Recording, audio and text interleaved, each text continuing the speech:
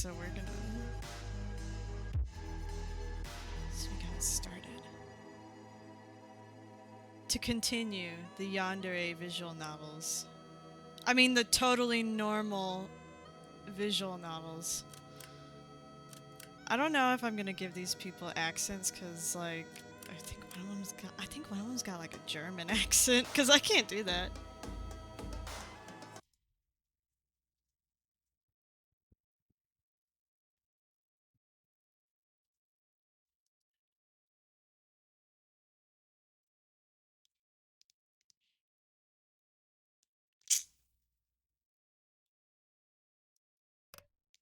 Yes.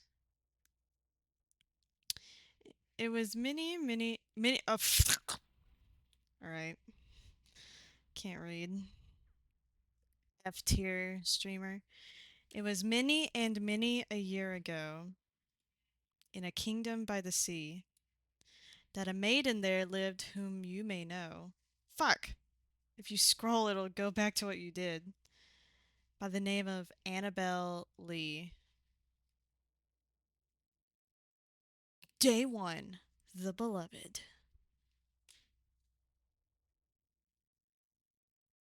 Oh my god. Where's the music?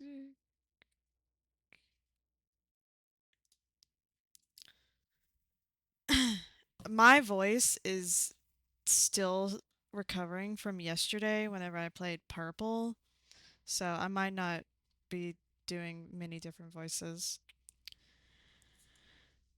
And class dismissed. By our next meeting, I need a full report of the chosen poem everyone searched. Got it? The classroom was then filled with a series of low yes ma'ams and a few hums. Satisfied, your literature teacher packs up her things and goes out of the classroom. Once she was out, the students went on a series of chitter chatter. Others stood up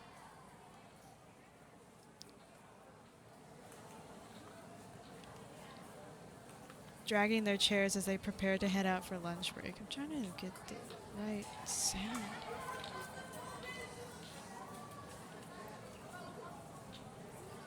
A slight yawn escaped your lips. Your eyes gazed outside through the classroom's windows.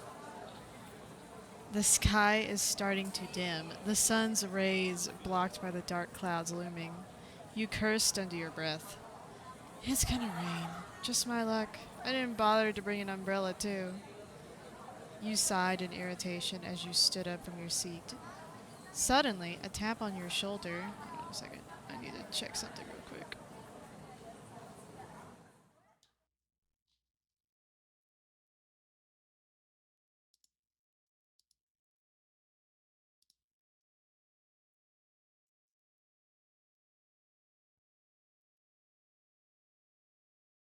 Okay. Suddenly, a tap on your shoulder interrupted your line of thought. You turn your head towards the person asking for your attention. Your eyes meet with cobalt blue ones. They stare straight into your own orbs, a brow raised as if in slight irritation. She is clearly impatient. Impatient for what? Did you hear me? Do you want to come with us for lunch? I mean, I know you don't really eat lunch and spend most of your time somewhere else, but you sure you're not going to eat? Oh, shit. Gotta lower the music volume a little bit. Smash. Hell yeah. I mean, look at you.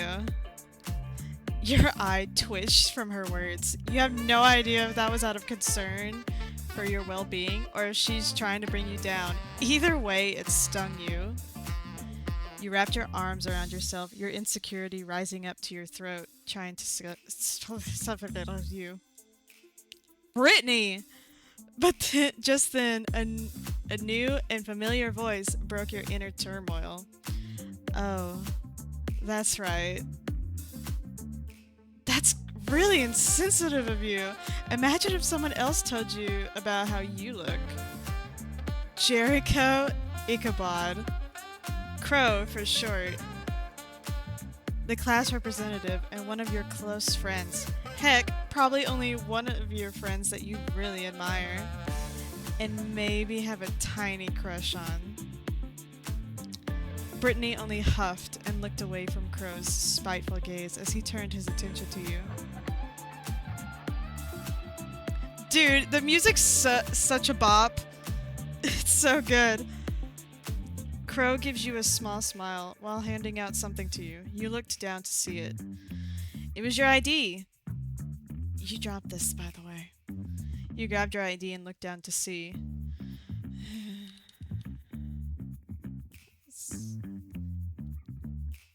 Last time I played this, I almost put my actual last name because I didn't know. The ID shows my name, Zombie Teeth, along with my pronouns.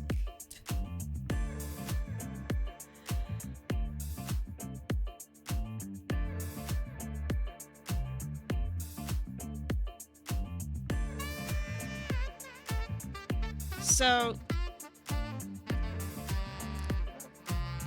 I went with the they, them, theirs pronouns because whatever.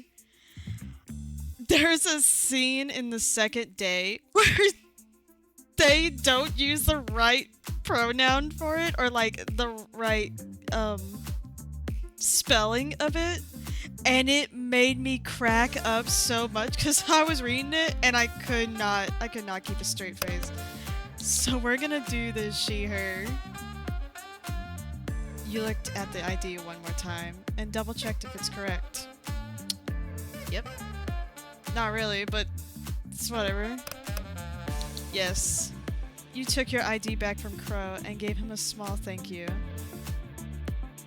He gave you a closed smile, muttering, "No problem," as he went back to Brittany's side where the rest of his friends were. So, are you coming with us or what? Or not? Brittany said, clearly getting impatient by the second, her hand on her hip while waiting for your response. Yeah, they decided to.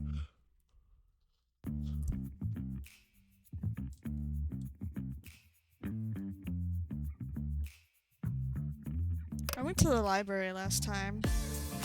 I didn't go with them, so I'm gonna go with them. Brittany hummed a sound of content before turning her heel and heading towards the classrooms. Oh shit! Exit. In tow with her are 4 other people, one being Crow. Crow looks back at you by the door, waiting for you. Hell yeah, Crow. Smash. You caught up with them and met eyes with Crow again. There was something in his gaze that sent a shiver down your spine. Yes, this is also a romance visual novel, and I do not take romance very well, so this is gonna be a trip. You quickly averted your eyes once you got out with Crow, following behind you and the group heading towards the school's cafeteria. This is a university, by the way. If you're like, this is a university. It's a university. It's not a high school, because I thought it was for a second. I was like, this is kind of weird. It's a university. The cafeteria was loud. Students lined up to grab today's school lunch while the rest went to a table with their packed lunches. So, Zombie, do you want to come with us to get the school's food for the day, or do you want to go grab a table with the others? Brittany said, her gaze fixated on you. Brittany, along with Crow and a girl with an orange uniform, seemed to be grabbing school lunch. Oh, that's right. By the way, when this one? Popcorn. You play Genshin, don't you? I want you to look at this man right here, and I want you to tell me who that looks like. Please tell me you see it. Do you play Genshin? I forgot. Is it you that plays Genshin, or is it someone else? Do you see it, though?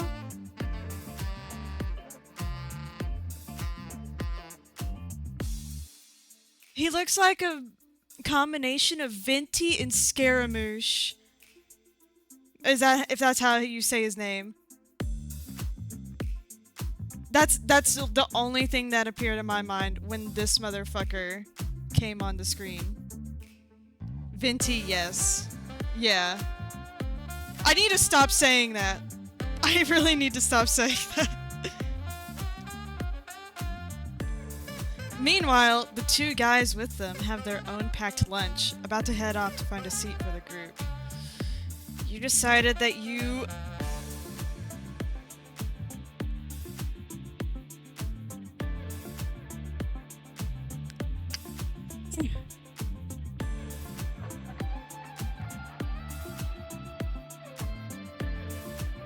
I don't know if you can get with all of them, though. I think there's only like 3 you can get with. I don't know for sure. Hold on, let me see. How many can you romance? 2. There's 2 love interests! I can't get with the Venti lookalike. Ain't gonna stop. I'm gonna guess that it's Crow and the other dude. I'm not gonna tell you the other dude just yet.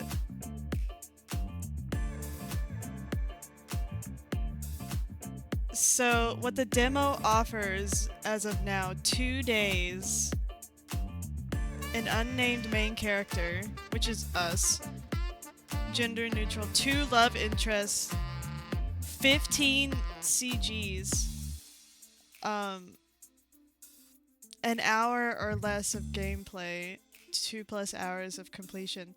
The full game, however, they're saying will have 5 endings and 7 days with multiple branches and outcomes, and just question marks for everything else. I'm gonna buy lunch because I believe Crow is the other love interest. I don't know who the other love interest is, actually. I'll buy.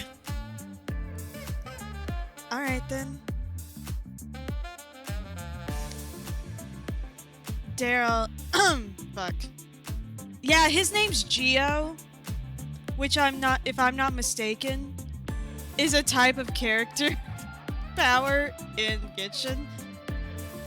Character powers Genshin. 3. No, this is not what I'm talking about at all. Oh, fuck. What is it called? The type of characters? Yeah, isn't Geo one of them? Genshin gods. I don't know. The 7. Help. Oh, I ain't reading all that shit. Geo. Yeah, that's this motherfucker is just Genshin incarnate.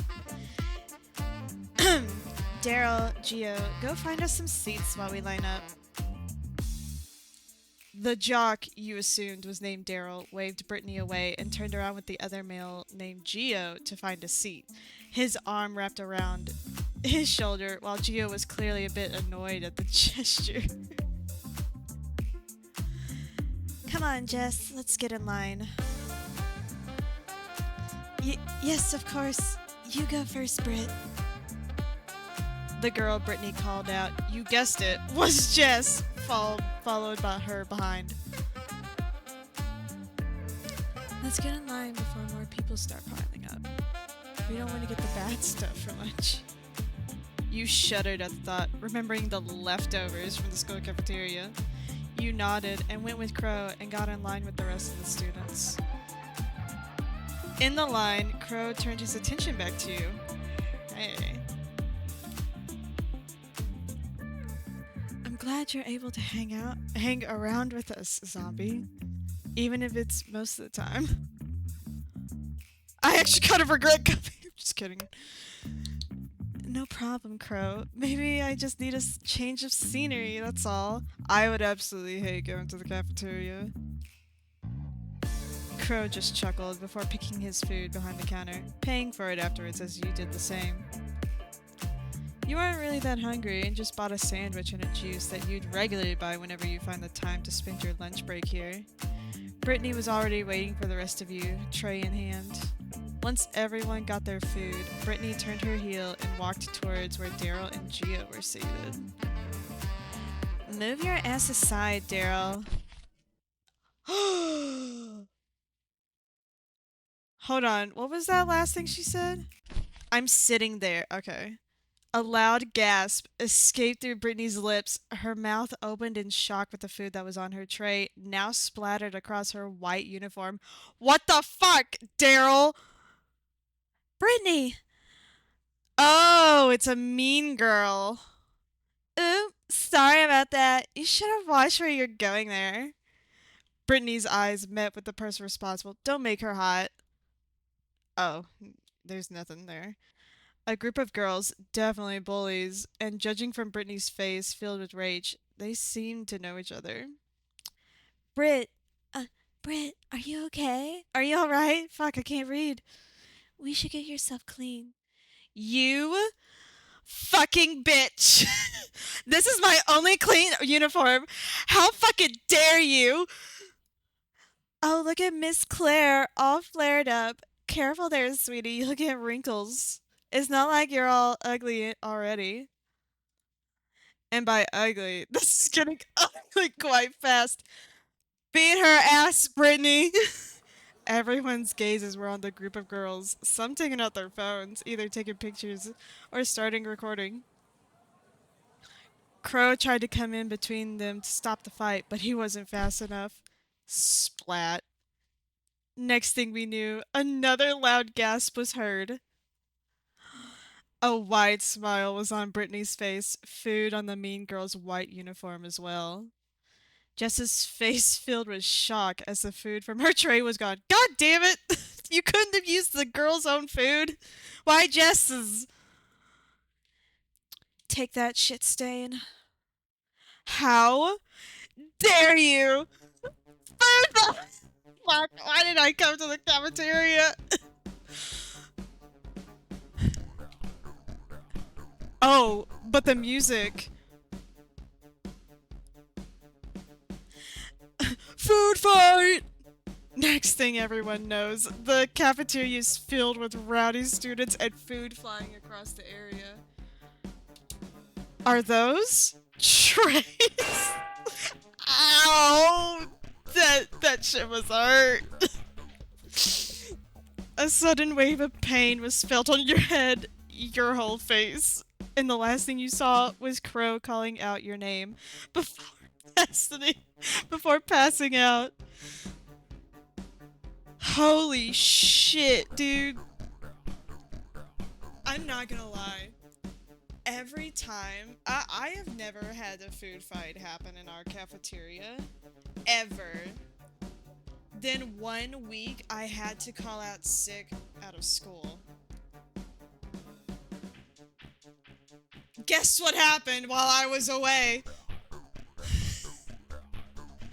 They had a food fight in the court, and I was so upset. I was like, damn it. I wouldn't have thrown my food, because all I would take for lunch was like those instant Chinese noodles. Or lo mein. I would just call them instant Chinese noodles. But holy shit.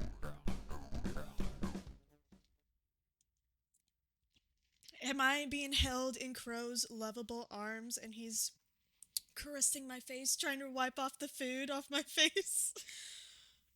Ugh. Where am I? Oh, you're awake. Thank goodness. You look horrible. Your fucking face is purple.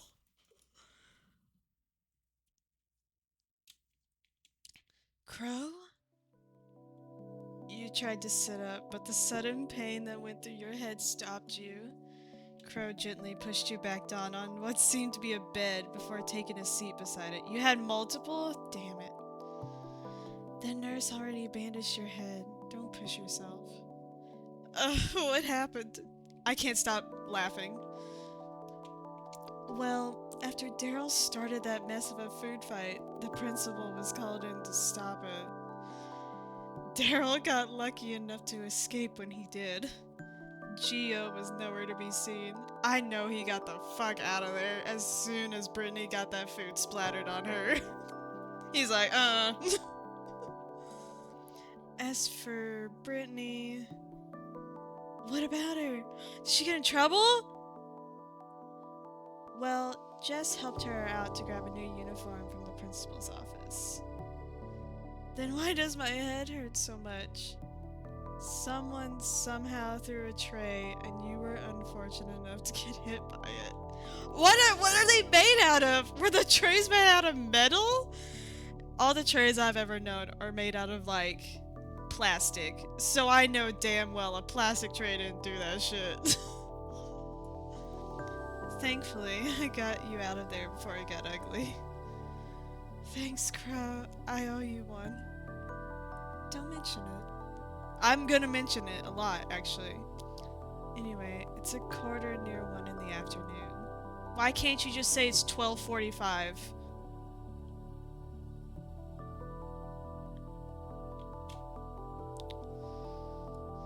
I should probably head out to my next class.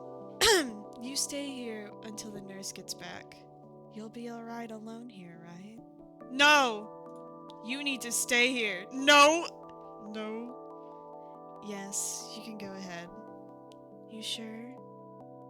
Yes, I'll be fine, Crow. You've done enough for me today. You gave him a soft smile, but he did not return it. What the fuck?! Crow then squeezed your hand, quite hesitant to let you go.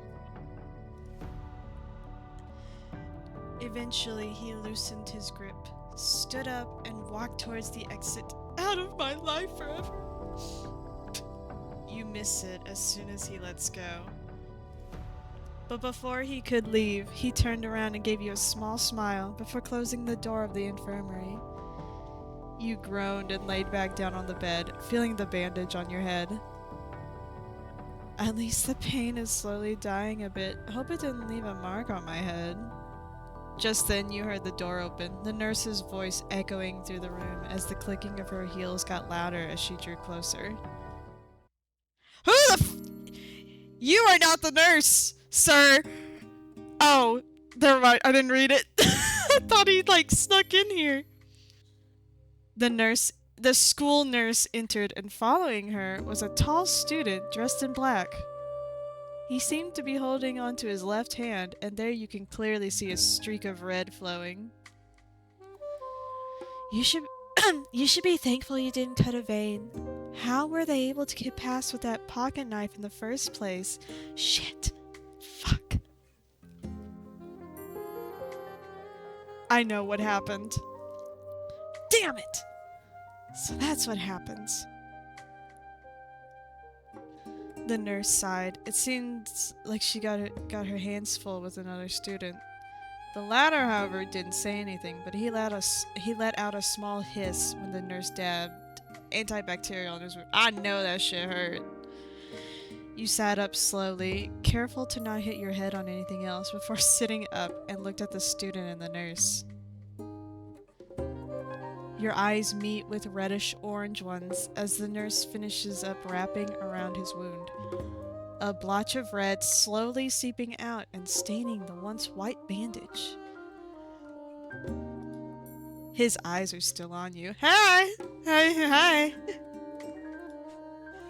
Ah, you're finally awake, Miss Teeth. Oh, I forgot my last name. The nurse finally noticed your presence. She took out some painkillers from one of the cabinets and gave some to you. Take these to lessen the pain. You both are free to get back to your class, or you can stay here and recover. Oh!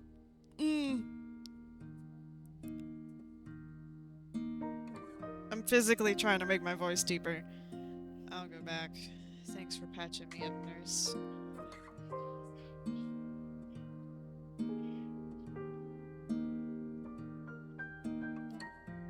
Can you guys hear him?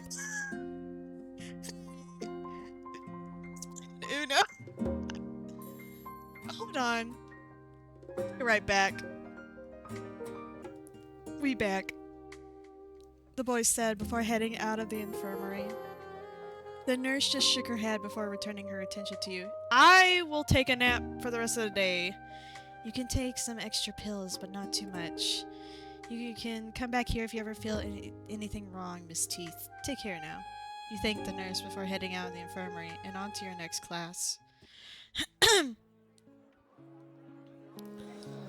You just barely made it to your next class. Your professor already on his desk. Why are you on your desk? And was slowly bringing out their tools for the lesson of the day. You looked across the room, paintbrushes by the shelves. The week's featured artwork with a few blank canvases hidden in a shelf.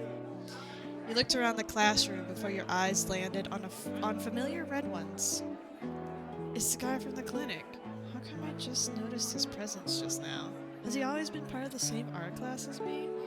I'm gonna tell you right now, if that motherfucker was in my art class, I would have noticed him the first day.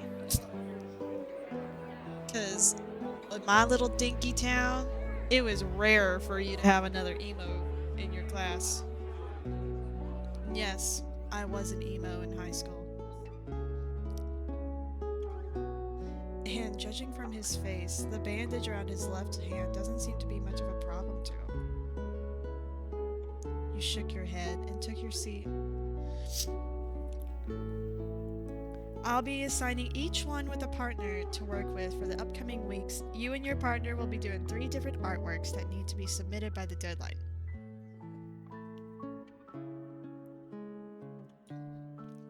Hope you all got a partner already by this time. Now, I want you all to go to your designated partners before I start explaining your tasks. Shit! You mumbled under your breath. This is what you get for not attending his class last time. You don't have a partner. You panicked as you looked around, trying to spot some loner or an unfortunate soul like you who wasn't able to attend last time. But from the looks of it, it seems like everyone is already partnered up. Just great. I'll tell you right now, my high school teachers used to let me work by myself.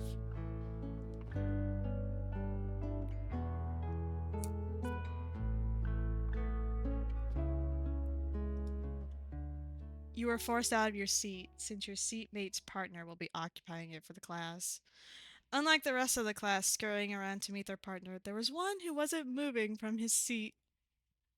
You went to where he was situated. He seems to be reading the book. You let out a small cough to catch his attention.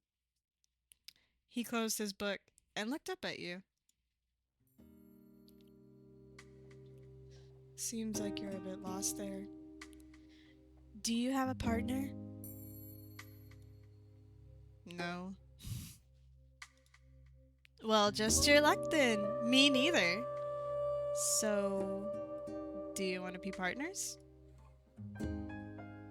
Sure, why not? You took the vacant seat right beside him, his book now tucked away, and on his desk is now a pen and a piece of paper, seemingly ready to take notes. Hey, I never got your name.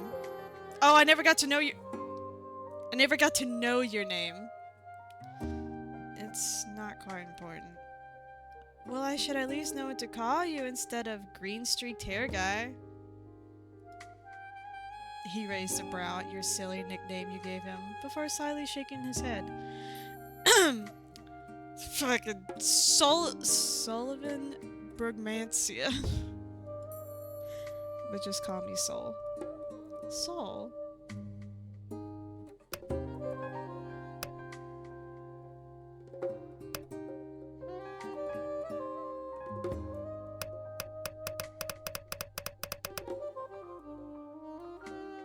I'm gonna be a little shit. Soul looked away, scratching his cheek. Guess so. Not really the jolly type. Hugo's more of that. Well, I'm Zombie Teeth. Nice to finally know your name, Soul. Soul nodded with a small smile before returning his attention back to the professor. For this term, I want you and your partner to pass 3 art pieces. The first one would be a portrait of your partner, strictly on paper with charcoal as a medium. You groaned. Teacher, forgot about this line. Boomer art teachers. Your professor then proceeds to give the other 2 tasks. before leaving you and the rest of the class to do your task for the day. Everyone started talking with their partners, some taking out their needed materials as the other one posed. You turned to Sol as he took out his own charcoal pencil and his sketch pad for this class. That's granite. I gotta tell you right now, Sol,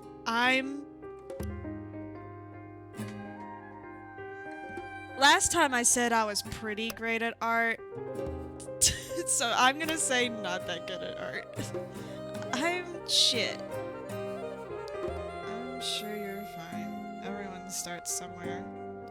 Plus, I can't really judge you since I haven't seen your work before. Along with this damned injury on my hand. Oh, fuck! Alright, let's not stress that hand anymore. Well, prepare to be amazed. That's the spirit. From the newfound determination and Sol's cheering, you took out your own sketchpad and charcoal pencil as you worked with his portrait. While you were sketching up, you can't help but avert your eyes on his bandaged hand from time to time. Seems you're quite curious to know what happened to this, huh? And you weren't slick with it either. You froze when he caught you red-handed, just like the red seeping out of his hand. You stopped drawing. Sorry, that was rude of me. It's fine. It's just the usual for me.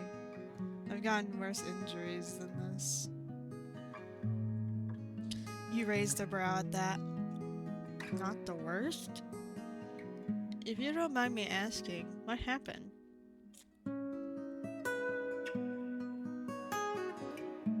He paused and averted his eyes, but opened up to speak. Nothing much. Just minding my own business. Got assaulted. Had to defend myself. He talked as if it's another normal Monday for him. Your eyes furrowed. He noticed and just chuckled. No need to worry about me. All that matters is that I'm still here. You didn't say anything, however, continuing on with the drawing, your movements slow, and now refusing to look at his injured hand. This skull is way more fucked up than I thought it would be. Oh, it gets worse. The bell rang, and sadly, you weren't done with his portrait yet. Can I see it? Wait! Question mark. I mean, I'm not finished yet. I'll show it to you once I'm done with it. Plus, you still need to draw me once your injury gets better. Oh, I would have loved for him to have seen it. You closed your sketchbook and fixed your things. Sol shrugged and agreed as he fixed his own things. Holy shit, my voice was not made for this. The rest of the class went out of the classroom along with you and Sol as you continued on in the hallway. Do you have a phone? We should exchange numbers and update each other so we can do the next 2 more tasks. Sol then takes out his own phone and asks for your number. You recite it out as he inputted it in his phone. Let me try to send you a message. You nodded and looked at your phone screen and saw a new notification from an unknown number. Hold on.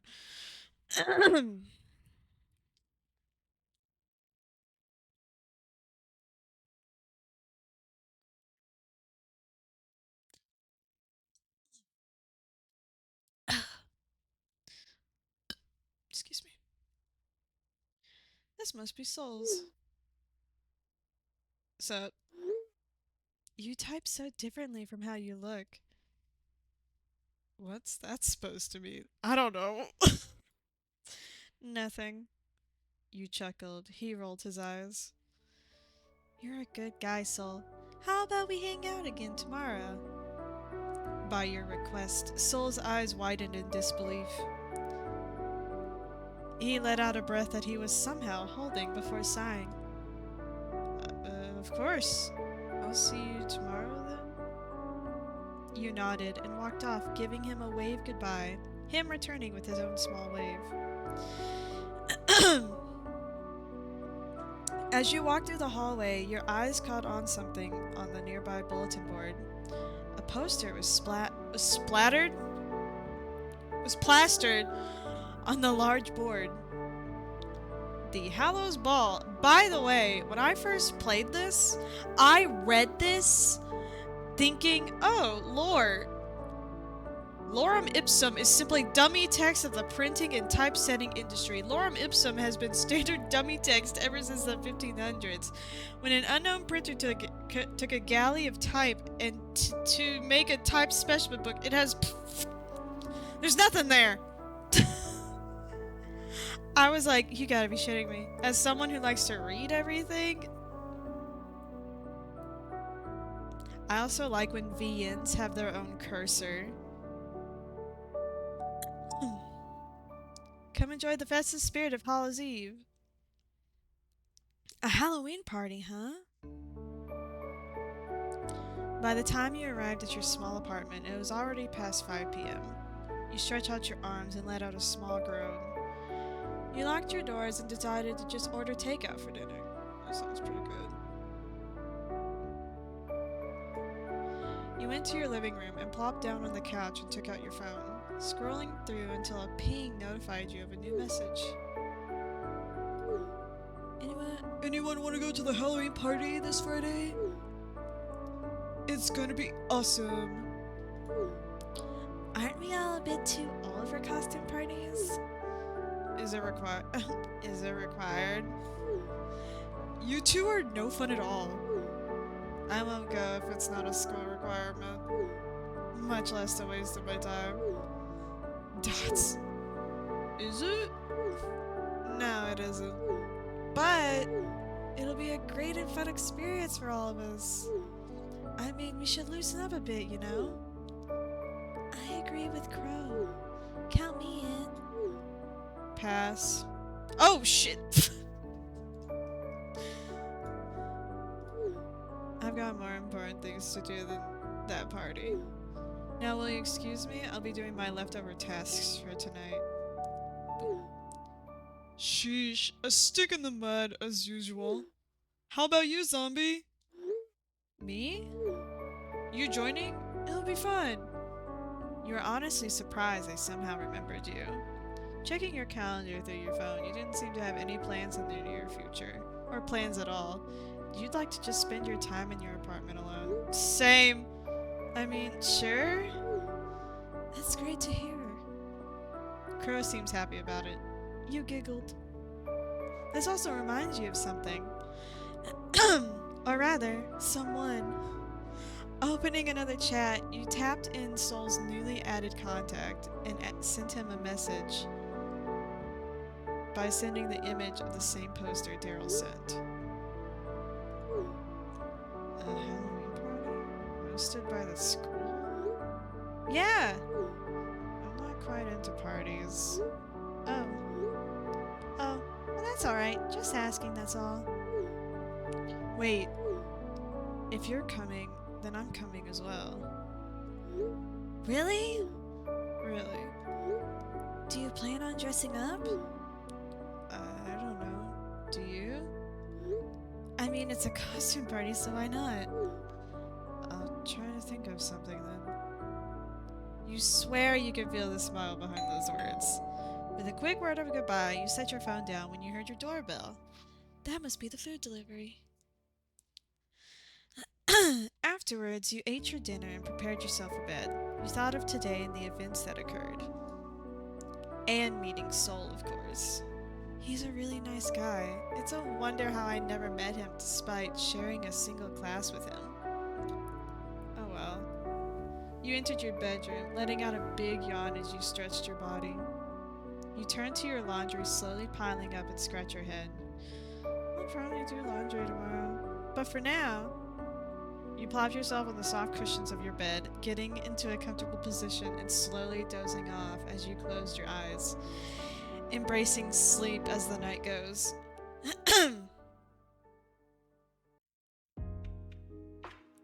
And this maiden, she lived with no other thought. Oh, okay. So this is definitely the safer work version. Than to love and be loved by me. The one who loves. I was a child, she was a child, in this kingdom by the sea. Oh, thank God. I was not about to voice act all that. If it popped up. But it didn't, and I'm very glad. Day 2, the kingdom. The sun setting by the horizon colors the grassy field into a deep golden orange as the wind made some strands of hair brush across your face.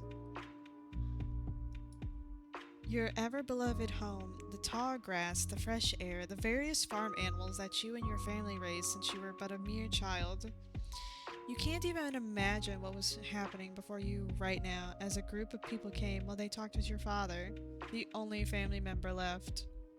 You see the distress in your father's eyes as he tries his best to negotiate with the people before him. The desperation in his voice, the sweat running down his neck as he moves around his hand, gesturing this and that. Please just give me more time. I promise I can pay up. This is all we have left. I don't know where else to go if we lose this farmland. We've given you enough choices already, Mr. Teeth.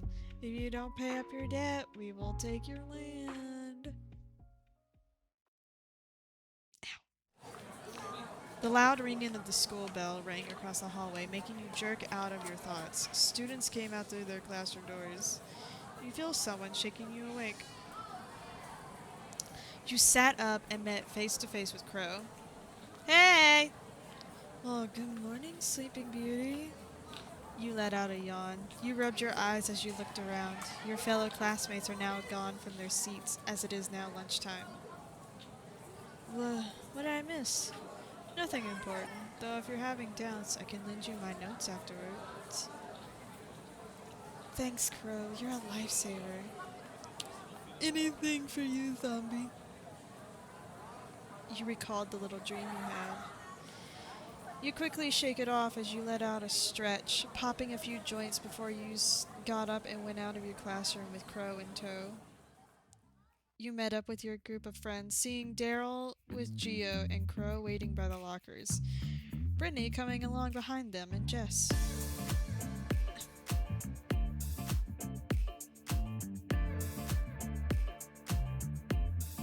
You waved at them. Hey, everyone! Wow, this is a group. This is a group. Good news to you all. Regards, Daryl. How was class? Boring and boring. So glad to be out of there. One more useless minor and I'll be out of here. Geo just shrugged, a hand in his hoodie pocket while the other on his phone. We got to at least do something in our major today, though, which I'm glad about.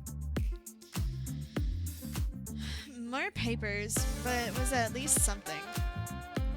Enough about papers. So about the Halloween party. Any ideas for a costume yet? We could go as the fucking Scooby-Doo. Jess can be Scooby. I don't know. Velma. She can be Velma, obviously. And Brittany can be Daphne. I don't know who... He should be Scooby. That'd be funny. As they talked with each other, at the corner of your eye, you noticed a familiar figure. It was Sol. He came out of a classroom, and another person came afterwards, behind him, seemingly bored of his mind. I'm gonna stay with the group. They seem pretty busy. Putting away whatever idea you had, you returned your attention back to your group of friends. So? Cafeteria? Look at all their faces! Everyone cringed, not hiding their discomfort. No. Hell no. Not there. I'd rather not, Daryl. How about somewhere else? Geo just facepalmed. Well, where do you suggest? Daryl flared his arms. You thought for a minute as you looked outside. Bushes with a few flowers sprouting caught your attention as it blends well with the red and yellows of autumn. It gives you a sense of tranquility. Garden. That's right. I may know a place. Have you guys been to the school's garden behind? Behind? Do you mean before? Alright. Oh. Alright. The botanical garden used by the pharmacy course. That could be a good idea. There's a space perfect for our little picnic today. But isn't that place locked? Jess peeked in. You smirked before pulling out a set of keys from your belt and dangling them. I just happen to be a volunteer gardener. Extra credit. I didn't know you garden, zombie. Everyone's gaze was on you, curiosity in their eyes. Even Gio's eyebrow raised a bit. There's no way every single one of these people are gonna be love interests in the future, right? Right? That's a lot. Everyone except for Crow. Bruh! Oh. Well, she grew up on a farm. And now everyone's attention was on Crow, catching him off guard by the looks they're giving to him. Of course you know, lover boy. Brittany whispers under her breath as she rolls her eyes. Jess just giggled. Crow's cheeks burned red from Brittany's comment. Look at him! Popcorn! Look at him! He's the cutie patootie! You rubbed the back of your head. You never really got the chance to properly introduce yourself to them, huh? Considering you've just started hanging out with them a week and a half ago. These past months you've only been hanging around with Crow the most. He was your only friend. Maybe this is your time to get to know them, and them with you. Brittany let out a sigh as she turned to you. She moved the picnic basket to her other arm and placed a free hand on her hip. When did you get a fucking picnic basket? Lead the way, zombie. You nodded before escorting the group along the back of the school and into the gardens.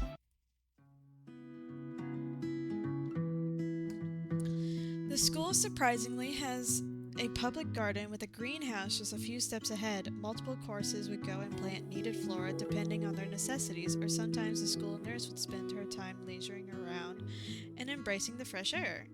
You happen to be a volunteer in taking care of the garden along with the plants in the greenhouse, hence explaining how you got a set of keys. It just reminds you of home.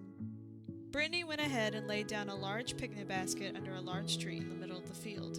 She set down her basket and started taking out some contents. Daryl and Jess followed along while Gio leaned against the bark of the tree. Let's see what we have here. Owie! Not yet.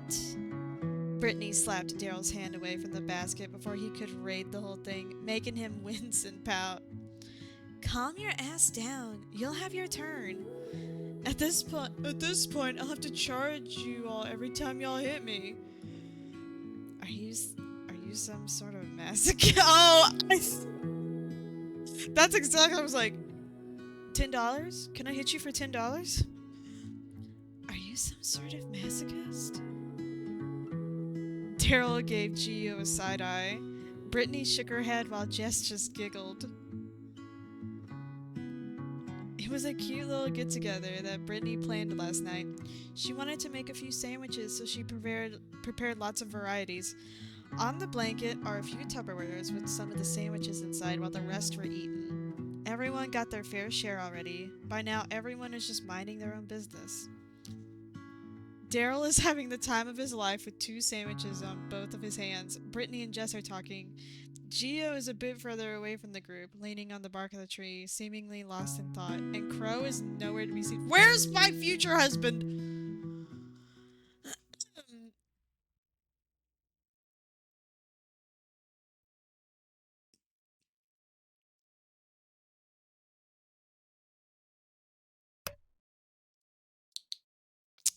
You were quite hesitant to approach Gio at first. Listen, he ticks a lot of my boxes, let's just say that.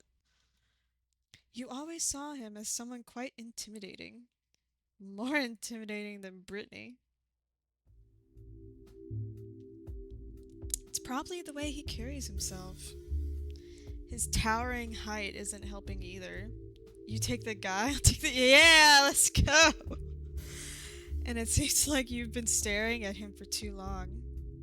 He stopped chewing on his sandwich as his gaze met yours. You shivered. What do you want? Your hand in marriage?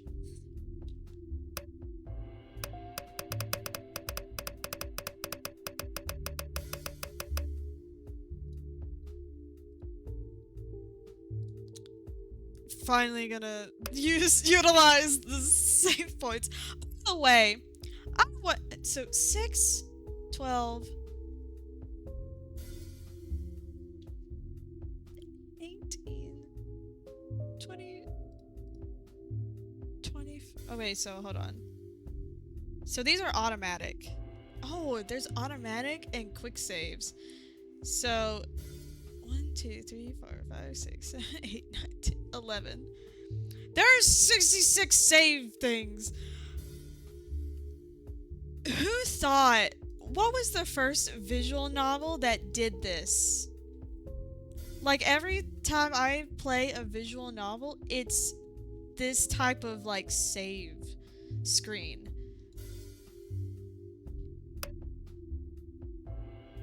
Did Dramatical Murder have that? I have questions. Hurry up and spit it out. Damn. Why do you hang out with us? I mean, I don't mean it in a bad way. It's just that I'm curious. You don't seem the type to... His piercing gaze made your voice die down. You cursed under your breath. Fuck, I think this is it for me. I get it. But you wouldn't understand. Leave me to my devices. Now. He demanded before wrapping the half-eaten sandwich he had in his hand before throwing it towards you. Rude-ass bitch! You caught it, nearly losing your balance. And give that to Daryl. I just lost my appetite. Gio then crossed his arms and looked up at the sky, the chilly autumn breeze passing by him, making his long hair sway along with his washi earrings. You take a look at the wrapped, half-eaten sandwich in your hand. I'm gonna use this for my altar, my Geo altar.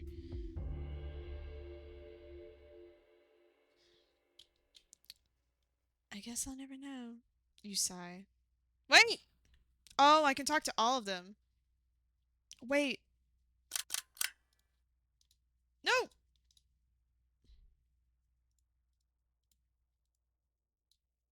No, you fucking moron. Load. Load! Load this! If you have nothing to say, then don't bother me. Damn, you're a rude-ass bitch. He seems uninterested in talking anymore. His sandwich half-eaten before throwing it in the nearest trash bin. I think it's better not to disturb him. Okay, so maybe he's not gonna be a love interest. I'm getting that vibe. God damn. Speak to Daryl. Daryl seems to be the least busy out of everyone. You approached his sitting figure as you took a seat in front of him, one sandwich gone from his hand as he munched on the other one in his other hand. He notices you and stops eating, tucking away the sandwich and placing all of his attention on you. Aww! See, Gio? Why— whoa! Why is he so pretty in the CG? Hello! Why is he so pretty? Ain't no way. Popcorn. Do you want to take this guy? You got something to ask? Oh fuck, I forgot how to do his voice. That's how enamored I was with his beauty. You got something to ask me, zombie? Oh fuck! That's a lot of stuff. Damn. Okay, so since you're a very mean person, though I bet maybe in the full game you can chip away at his wall. He's like a tsundere or whatever. I don't know. Or maybe he's a hate-ere, where he hates you and wants you to dare away. Can you tell me about your boyfriend? Your friend? What are your thoughts on Gio? Daryl smiled as he leaned a bit forward. Now, no, Gio's my favorite guy. Even if he's a bit of a meanie at times. What makes you stick to him? Isn't he mean to you like you said? Daryl's smile brightened as his eyes went soft. He side-eyed the male by the tree who had his arms crossed. Gio's attention was somewhere else. Oh, you are in love with that man. People are scared of him. It's probably because of his background. Is he part of the mafia? What about it? The thing is, no one really knows what his family does other than the fact they're super rich and that they are highly involved with the founder of the city. People have seen him with his bodyguards, all rugged and tall and very intimidating. Heck, even I saw one with a huge katana on their backs. You shivered.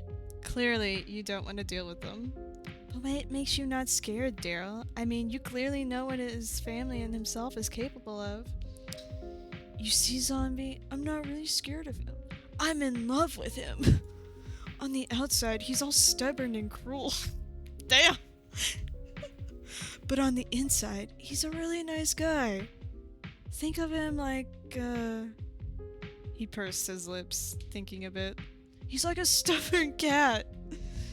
You glanced back at Gio one more time. You are seeing the cat ears and the tail, alright. Now that you think about it, with this vision based on Daryl's declaration, Gio does not seem quite intimidating anymore. How cute. Then you hear a sigh from Daryl. You returned your attention to him, an elbow on his leg as he held his face in his hand. Which begs me to wonder how he ended up being in the lower class with us. The lower class? How do we have things like that? Oh? You don't know about the hierarchy? Oh, is this how we learn about it? You shook your head no, and Daryl scratched the back of his head. Oh damn, well Zombie, almost everyone knows about it. But I don't blame you since no one really likes bringing that type of subject up. I think either Crow or Jess would like to explain it to you. Just not Brittany. She is riled up when it's mentioned. You nod in understanding, and Daryl gives you a smile. Anyway, you got something to ask me, Zombie? Yeah, about you. Why are you so pretty right now?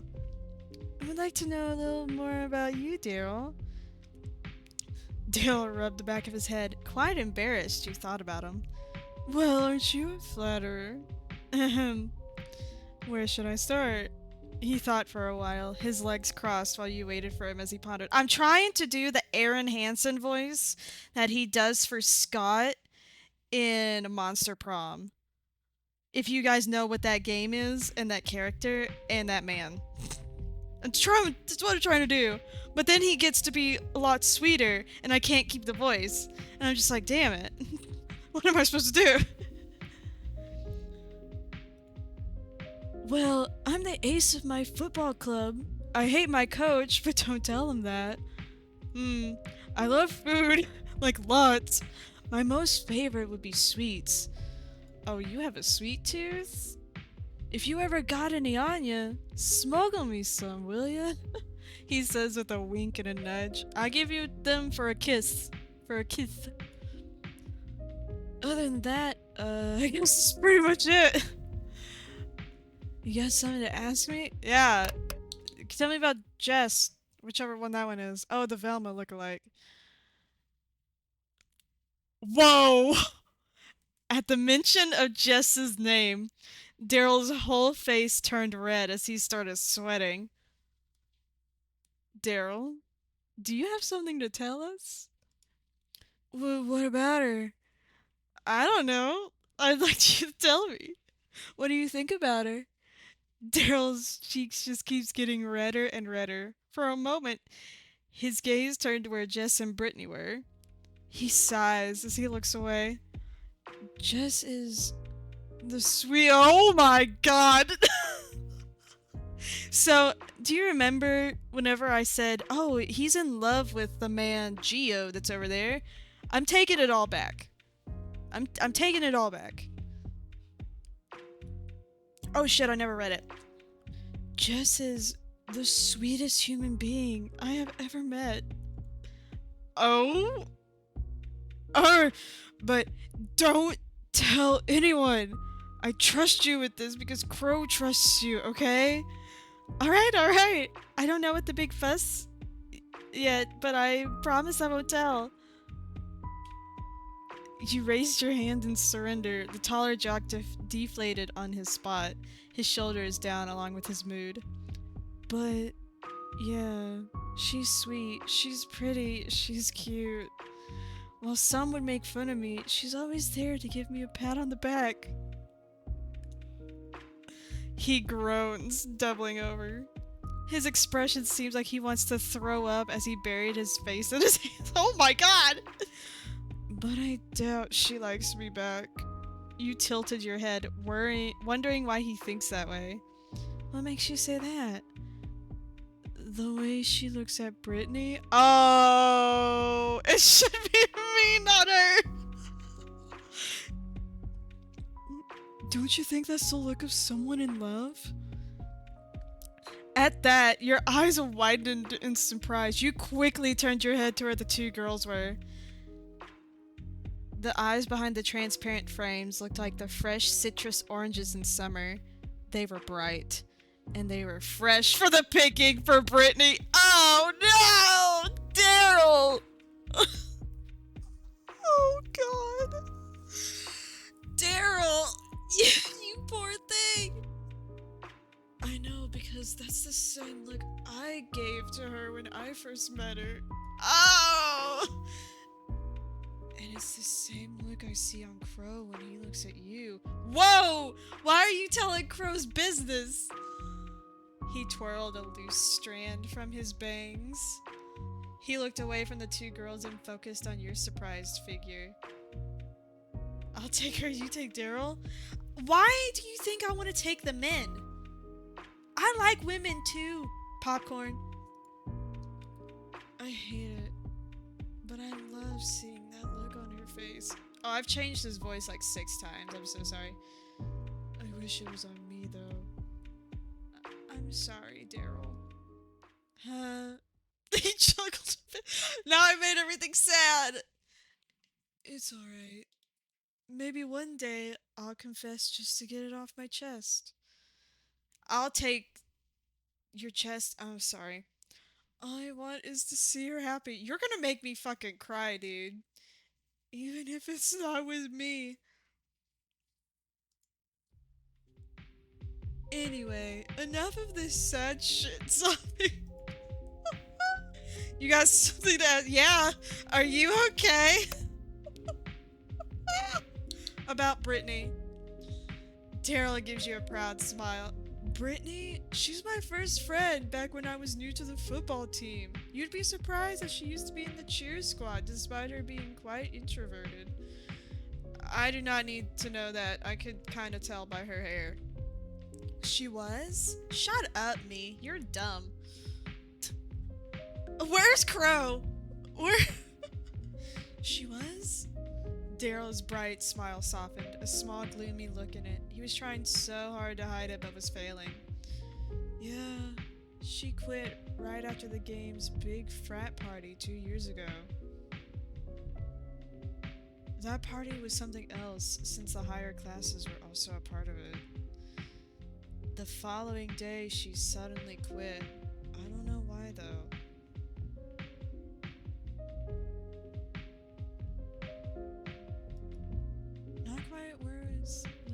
Not quite worth thinking about the past anyways. Oh my god, have something to ask me? Yeah, tell me about Crow. What do you think about Crow? At the mention of the blue-eyed friend of his, Daryl gives you a toothy grin as he wiggles his eyebrows. What is that? I don't think I can say that word. You want deets on your little crushie, don't you, zombie? Shut up! I just admire him, okay?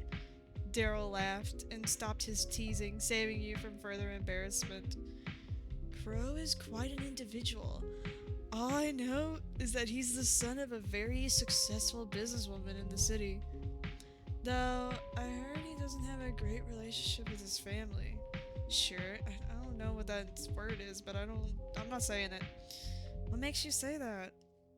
Daryl thought for a bit, but judging from his expression, he couldn't understand why either. I don't know either, Zombie. You should ask Crow for that if you want to learn more. I see. Don't worry, Zombie. I'm sure he'll do anything that you ask for. He gives you a playful wink. You rolled your eyes but gave him a smile nonetheless. Thank you for answering my questions, Daryl. Anytime, Zombie. You're one of us now, so open up a little. You got something? I have nothing else to ask. Daryl gives you a smile before nodding. I want a CG of him deep-throating all those sandwiches that he just ate. Let's talk to Brittany! Brittany was minding her own business, seemingly tapping away on her phone. You were kind of shy to come any closer to her. Brittany, can you please invite me over there so I can talk to you? Before you could turn and leave, however, she called out to you. She must have seen you from the corner of her eye. Oi, Zombie, come here. Don't be a stranger now. You clearly want to talk. You're so beautiful. Let me guess. Were the sandwiches great? They were wonderful. She smiled at your response. I'm glad you liked them, Zombie.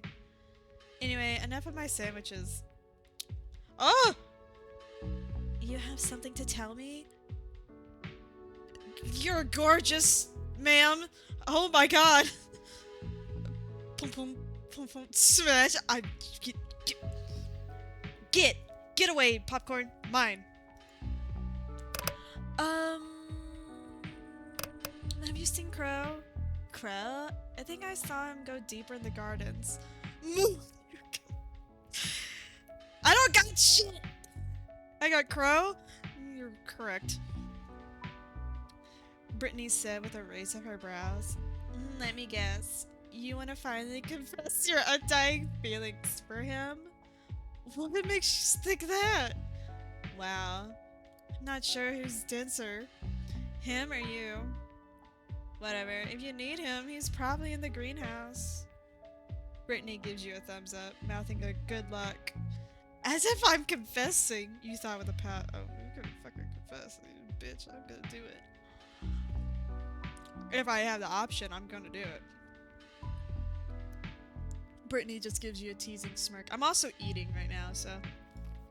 Oh shit. It's turning my mic. Anyway, enough of that. You have something to tell me? You're gonna get me talking with my mouth full. Brittany just chuckled. You mean that meathead? He's an idiot. She judged with a smile, and then she sighed. She shakes her head at the thought of the tall jock. He's an idiot, but he's a smart idiot. I'll give him that. He's like a brother to me. It just baffles me how he barely has any friends. How this school fails us. She shakes the idea before returning her attention back to you. Yeah, Charlie? Brittany raised an eyebrow. Don't tell me you got the hots for him. I do. I mean, nothing of the sorts. I like 'em mean. I'm so sorry. I love 'em mean. When they're mean to me, I like them more. What makes you think that?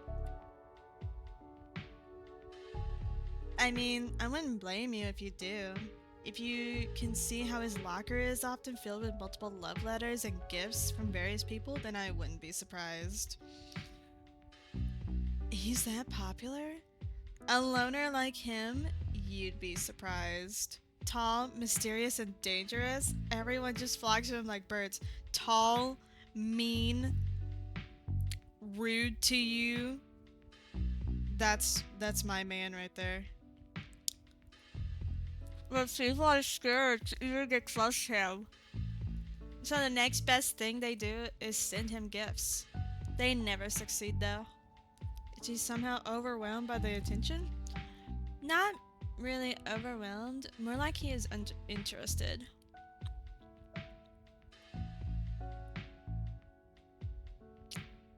He either doesn't read the letters and tosses them, or he burns them. Think my boyfriend is the opposite? You'd be surprised. He's not rude to me. He's not rude to me. I should rephrase that. I should rephrase how I like my men.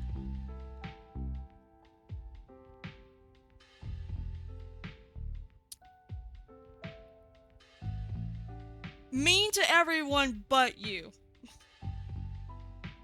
You are the exception. Tall, mean to everyone but you.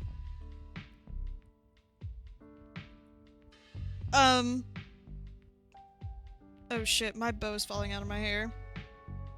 Gotta put it back, hold on. Soft. Caring. Loving.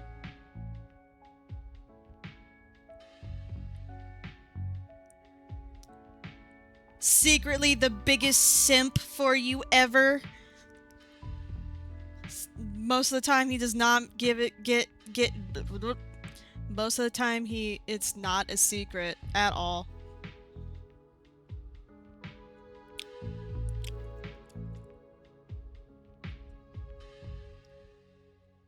He burns them? That's so mean. Oh, that's not Brittany. That's me. That's so mean. And a waste of gifts too. Well, I think I know a guy. What? Huh? What are you talking about, Popcorn? Brittany just laughed, her shoulders shaking. That's Geo too. Oh, shut up. How do you know all this? Brittany giggled before giving you a wink as she pressed a manicured finger on her lips as if to shush you. You gave him a gift! I know a lot of secrets. Anyway, something to tell me? Upon hearing her name, Jess's head turned to where you both were.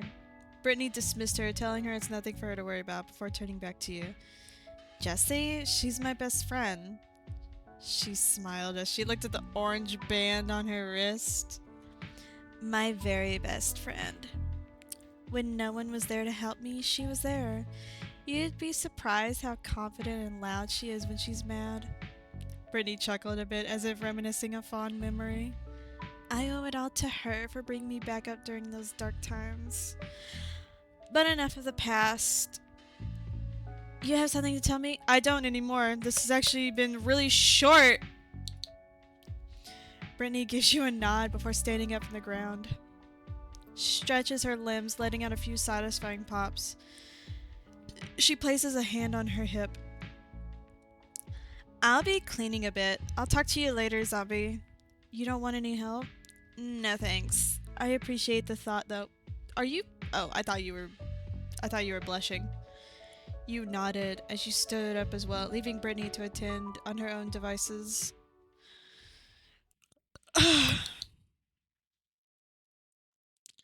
Jess was admiring the few orange leaves slowly falling from the tree. The slow descent of a leaf catches her attention before gracefully catching it with her delicate fingers. She notices you approaching her. She dropped the leaf before giving her full attention to you. Yes, Zombie? What seems to be the problem? Oh, there's nothing. Actually, I just wanted to talk to you about... fuck, I can't... there's nothing. Actually, I just want to talk to you and ask a few questions.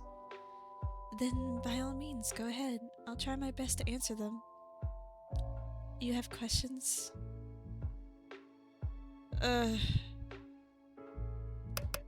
you seen my husband? Jess's eyebrows furrowed and shakes her head. I don't think I know where Crow is. Maybe you should ask Brittany. Maybe she knows. You thanked her. Jess's shoulders start shaking at the mention of the tall and stoic individual. I hate to be one of those people, but he actually scares me. Have you seen how capable he is with his bow and arrow? He's violent?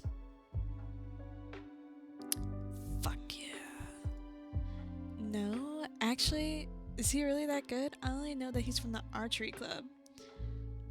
Oh, then you should definitely attend the sports event next year. Gio is going to compete, and the higher classes will be there to determine if the students are worth bringing up. Joke's on you, I'm into that shit. Exactly.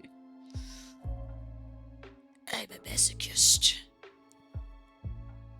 As the great Dr. Easterman says during my therapy sessions, I am the perfect masochist. Another shiver went up her spine. She wrapped her arms around herself. A bad memory crosses her mind. But whenever that happens, Gio seems to somehow miss his target and nearly hit someone with his arrow. Yeah? Who does he want out? Who does he want dead? What the fuck? Thankfully, it only cut the guy's hair and nothing else. He got disqualified, sadly, but that was enough for me to not mess with him. How is he not in jail? Because he's hot. You try to rack up your brain for a reason why he's in school and not behind bars, but Jess cut you off before you could think any further. Enough of that. You have a question? Yeah. At the mention of Daryl, Jess's face went bright. This is probably the first time you've seen her smile without shaking like a lost lamb. Oh, Daryl, he's an amazing friend. He keeps me safe, and I owe up to him quite a lot. Though I do feel bad for him most of the time. Brittany and Gio tease him way too much. Jess chuckled, looking at the jock sitting under the tree before returning back to you.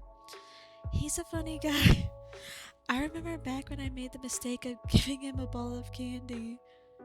Giving him a bowl filled with candy last year's Halloween. He did tell me he likes sweets. Why? What's wrong with giving him candy? He's super fucking hyper. Well, he gets sugar rush pretty quickly and gets super hyper. Brittany tried so hard in calming him down. Can you imagine a 6-foot-tall jockey going around like a playful puppy?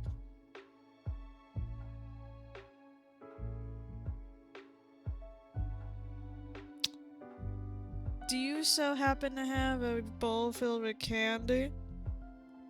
Where's this Cinderia? He's by the fucking trees. He won't let me talk to him.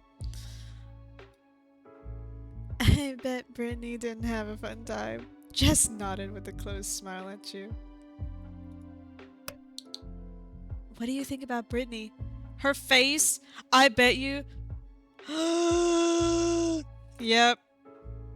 Upon mentioning the Gyaru's name, Brittany's head turned to the both of you. She didn't say anything, but raised a brow as she tilted her head to the side. You called for me? Nothing, Britt. Just quickly shooed her best friend away. Brittany shrugged before continuing on with her own business. Jess let out a sigh of relief as a small tint of red raises to her cheeks. Jess looked down on her skirt, fiddling with her pink wristband as her heartbeat quickened. Oh my god! Lesbians! Or bisexuals, whatever. Women loving women. They'll never confess, except for 6 years in the future when they get drunk and whatever. Britt. She's my best friend. My very best friend, and I would do anything to see her happy again. She pushed back her glasses and looked at you, and there you saw the sparkles. Her smile is soft, and you can tell. Jess, do you like Brittany? She was hesitant before looking down, nodding as she did so, still fiddling with her pink wristband. Promise not to tell? I promise. Thank you, Zombie. This will just be between the two of us. Forever! Besides, she gives you a big smile. I'll keep your oh-so-secret crush towards Crow a secret too. Thanks, Jess. She giggled at your surprised look at the mention of Crow. You rubbed the back of your head as you pouted. Okay, so those two definitely are not love interests. But Geo just nods as she clasps her hands. It was wonderful talking to you, Zombie. You should hang out with us more. And with that, she gives you a wave goodbye. I want to go back and try to speak to Geo. You turn. You turned back to Geo. He side-eyed you for a brief moment, but didn't say anything as he continued on gazing at the sky. Popcorn? He seemed to be ignoring your presence. It's better you don't disturb him. God damn it! I guess I'll look for Crow. You've pretty much talked to everyone here, and they all seem to be busying themselves. I wouldn't say looking at clouds is busying yourself, but whatever. Damn it, exactly. My disappointment is through the roof. You looked around the garden before moving in deeper into the red autumn wonderland. It is not red here. I am so sorry to say that to you. Oh, never mind. Fuck. As you kept moving forward, you were greeted by the greenhouse. Hello, said the greenhouse. Through the transparent glass, you spot a familiar head of brown. You went inside the greenhouse and saw a crow go through each plant and flower, analyzing each delicate leaf and petal. God, I wish he was looking at me like that. Noticing he's not alone, he turned to where you were and smiled. Oh, there you are, Zombie. What brings you here? I would say, oh my god, this music! I would say the same thing to you. Well, I haven't really explored this place properly before, so why not take that chance? You've never been here? Crow shakes his head. Never got the time to visit. Crow chuckles. You meet his gaze and gives you a soft smile. His gaze lingered a bit before going around. He then found something that caught his attention. Is he gonna give us a flower? Now this is a pretty looking flora. What do you think it is? You looked at the brush of flowers filled with purple flowers. Purple? Really? Their petals thin as it showcases its full bloom. Could be a petunias. This is a passion flower.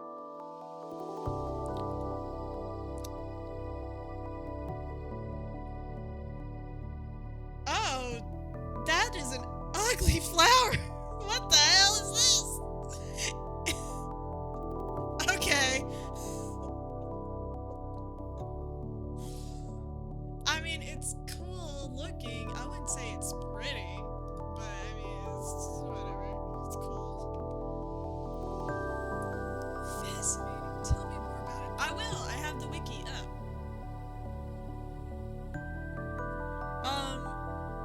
Passion flower is a climbing vine that is native to the southeastern United States and Central and South America. Native peoples of the Americas use passion flowers as sedative.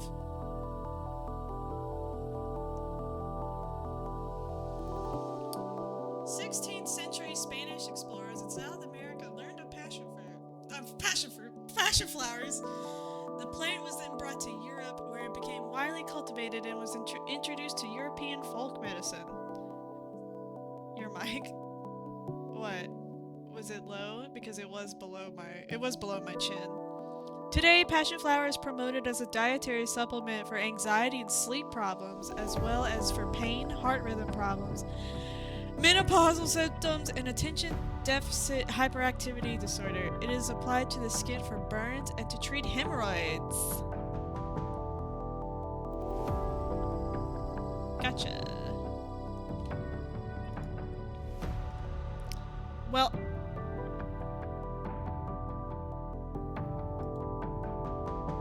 once flowers bloom, passion fruits will bear itself.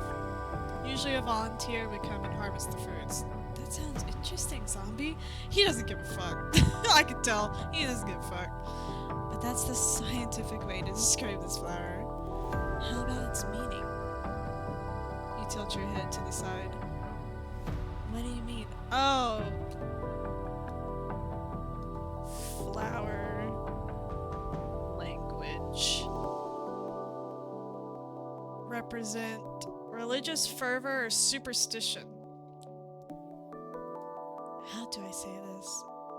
He places it. I thought that said he placed a hand under my chin. I was about to be like, you, wow. In astrology, each star has a meaning behind it. Same goes with gemstones, like your birthstone. I'm a Gemini. I'm a Gemini. My gemstone, my birthstone is emerald. Flowers have those as well, correct? Yeah, I just told you. Huh, I never really thought of it. Crow gives you a cheeky smile. It's interesting. Passion flowers symbolizes hope and growth.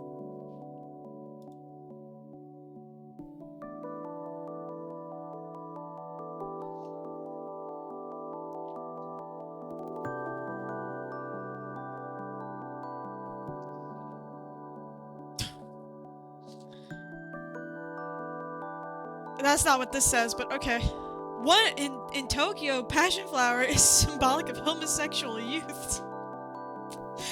Yeah, sure. Passion flower symbolizes hope and growth. I love seeing the hopeful looks on people. He says as he looks at the flowers before you vote. Hope. Something this city needs. I want to get rid of the hierarchy. Daryl mentioned something about that. Oh, Daryl mentioned something about that. Actually, everyone did. But how come I've never heard of it? What is it about? I never got to explain it to you, huh? I guess now's the perfect time since they're quite active in interacting with us in the lower class again. He looks out. Our school, Olympias University, has 2 buildings with 2 different classes. One is where we are at the moment, the lower class, while around the northern part of the city is where the higher classes are. There, education is 10 times better, the facilities are better, and the students are way out of our league. He hesitates a bit in voicing his thoughts of the students in the higher class.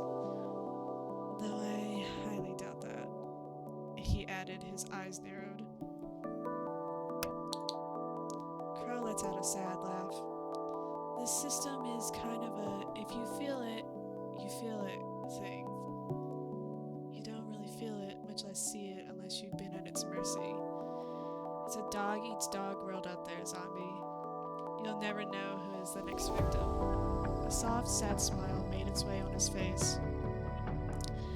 Which is why I strive to protect you.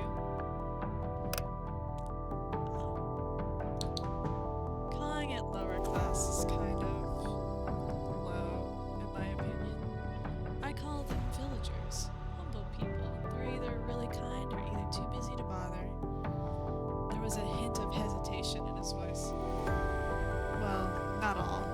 Failed students in the higher class often end up here with us. And well, they don't really take it well, which explains the bullying situation. Crow's brows slanted downward, disgusted by the idea. The fact he can't do anything is irritating him. How come no one tried to file a report or anything? People tried. I tried. We tried.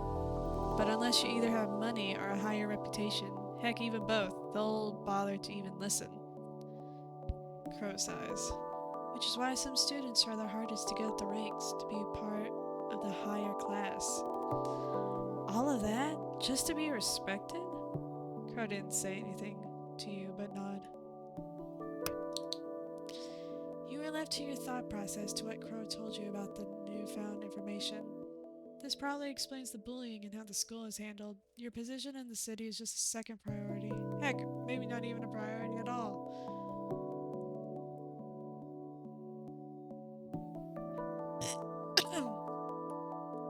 That means if I ever want to keep my family's farm up, I have to make it up there?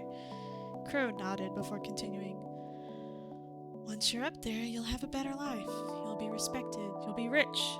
People will do as you tell them. That's messed up. Did people ever protest? Crow, however, did not answer, as if scared that someone would hear him.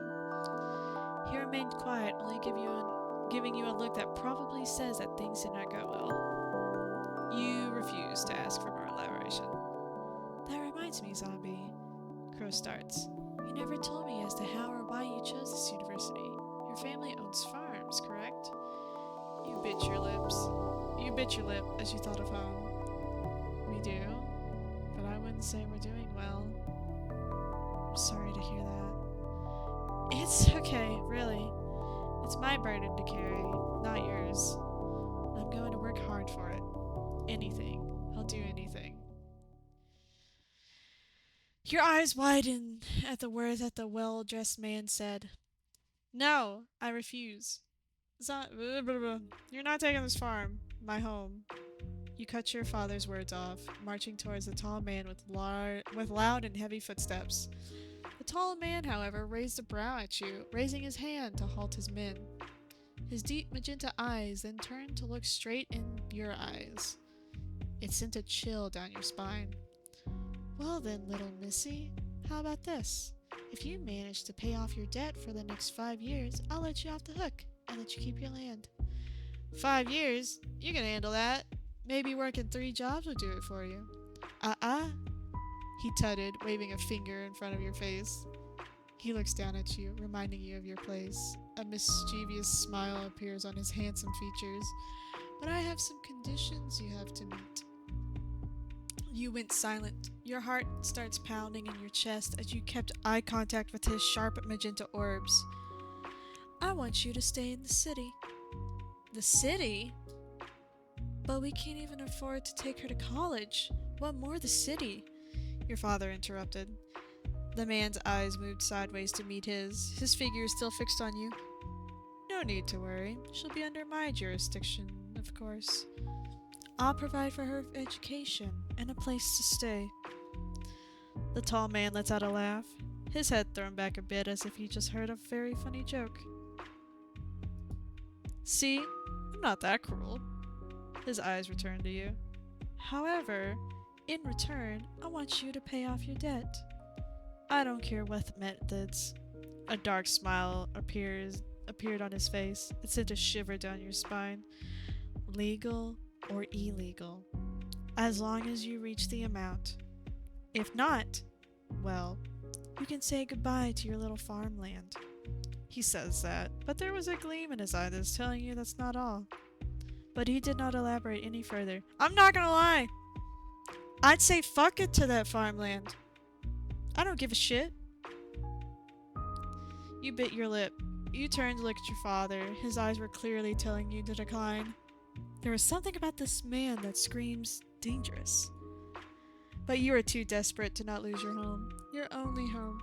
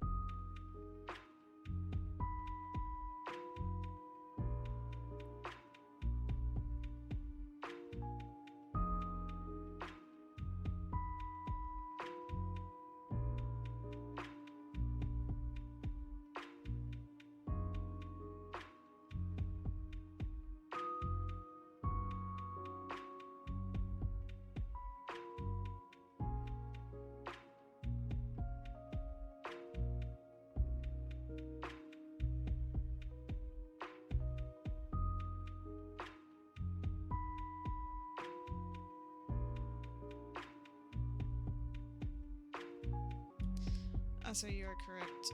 You can't owe money to a guy if he's 6 feet under. So, what do you say? Do you accept?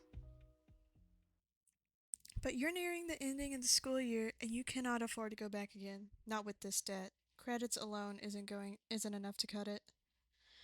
Whenever you think about it, you keep seeing the tall man's ever sharp magenta eyes burning into you. Just kill him. Damn. It leaves a bad taste in your mouth and a stinging feeling in your chest. Your heart ached as you stared back into Crow's own azure eyes. Are you alright there, zombie? You zoned out a bit. If I get to be part of the higher class, then I can have a better chance in life, right? Crow was surprised at your sudden enthusiasm, but nodded regardless. That's right. As you give Crow a reassuring smile, he clenched your fist. Then I'll work hard to show those higher class that I am worth their time. Crow chuckles and nods. You know that he's got your back. But he just said he wanted to get rid of it. Okay. Have I been? I've been good. Then Crow raised his hand and tucked a loose strand behind your ear. You sensed him placing something soft, and you reached out to touch what felt like petals. Ah!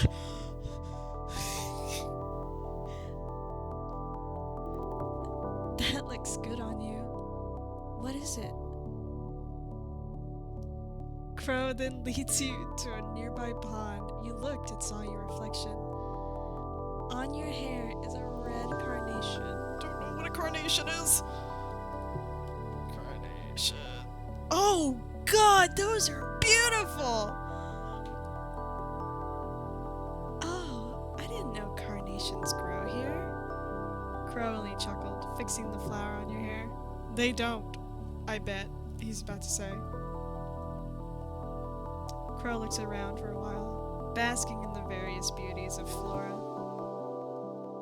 What do you think carnation means? Carnation.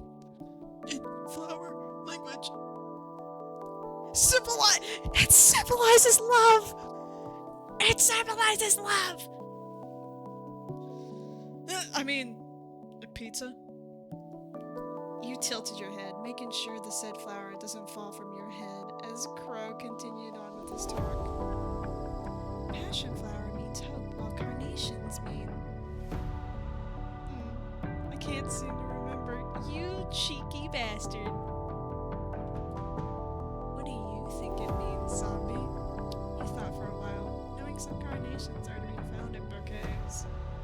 Well, it has to be something romantic. They're often a perfect gift to family and loved ones. Is that so? I might have to look up what it means then. Your eyes met his, and for a moment his gaze lingered. Were his eyes always this blue? You've never noticed before. Just kiss.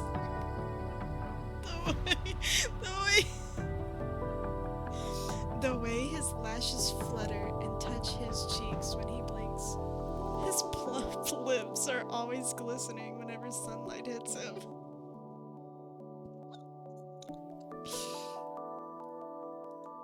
His eyes went half-lidded as he leaned closer and closer, as if in a trance. Your eyes slowly start to close. We're about to get interrupted. I bet it's gonna be Daryl, too.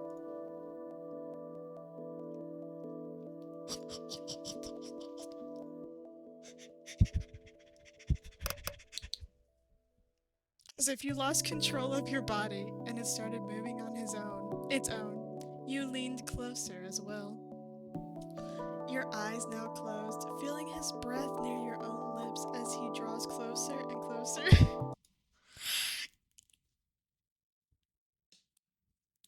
Popcorn. Popcorn, you need to get your woman out of here. Crow, we better get going before... Of course, Brittany.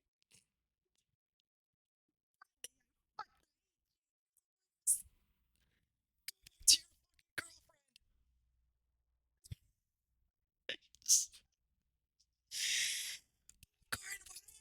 older woman fucking cock blocking me. Your eyes popped open and you quickly backed away. Crow backed away as well as he waved to Brittany. Brittany just raised her brow at the both of you before shrugging it off and leaving the greenhouse. You literally told me to come and find him, and now you've ruined our romantic moment. Crow sighed, seemingly disappointed before giving you his hand for you to take. At least we're gonna hold hands. Hell yeah. We should get going. You pouted, at the moment ruined before accepting his extended hand and left the greenhouse with Crow. Motherfucker. You and the rest of the group got back inside the campus. Everyone already went to their respective classes. I'm going to head back first. I'll see you in class, zombie. Of course.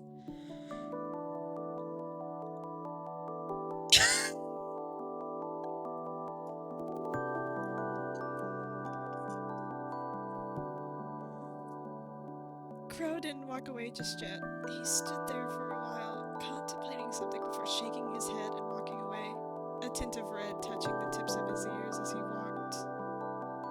You spot a familiar head of raven green, and right beside him is a shorter individual. Soul noticed you first and went to you, a noticeable skip in his step.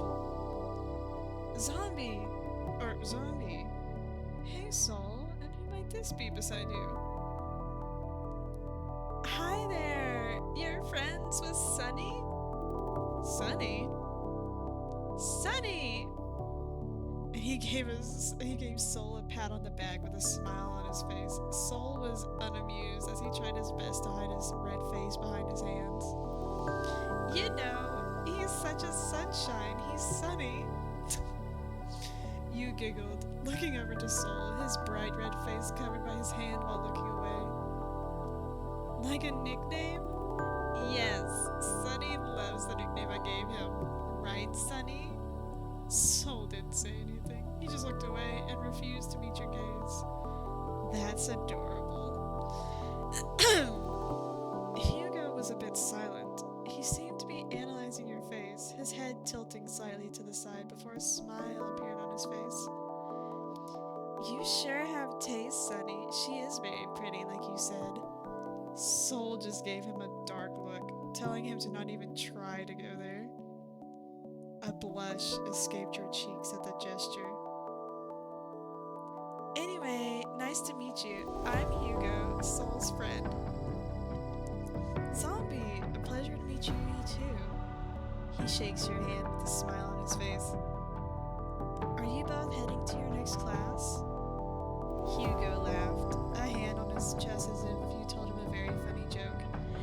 Actually, I have a better idea. Let's skip class. Skip class? Yeah. Yeah, it'll be fun. Soul here was meaning to ask you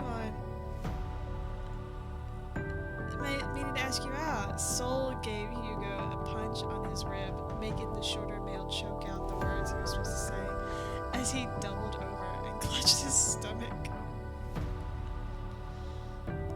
Let's ditch. Hugo just gave him a glare. Soul ignored him as he anticipated your answer. Hanging out with these two sounds fun, but you remember your next class with Crow.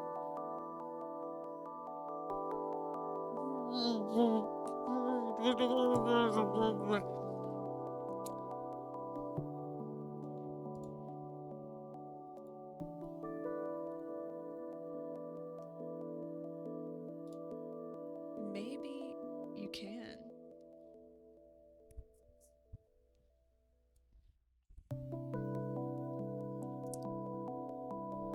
We're gonna do. Hold on, what time is it? We're gonna do two. We're gonna do both of them. We're gonna do this one first. I'm sorry, I couldn't bear to skip on the second day.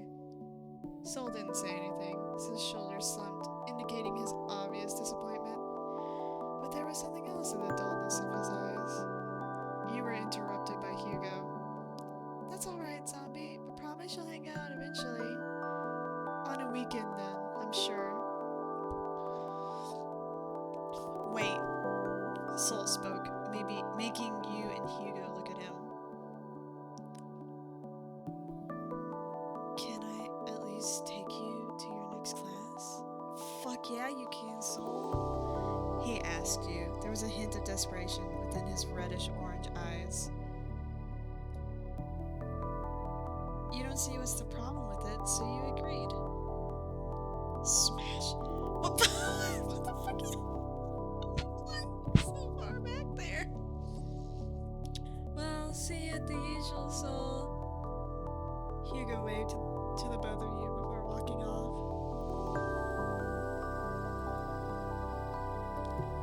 Let's go. Let's go, shall we? Soul nods as you walk along, Soul following beside you. You and Soul walk through the hallway towards your next class's classroom. You couldn't help but check on Soul. He seems nervous. You look down and see that his hand is shaking.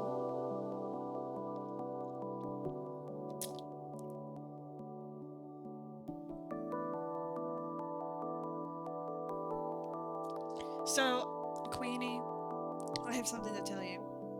Me and Popcorn are actually twins. Because I stole his mom earlier. And that means that we are both pansexual.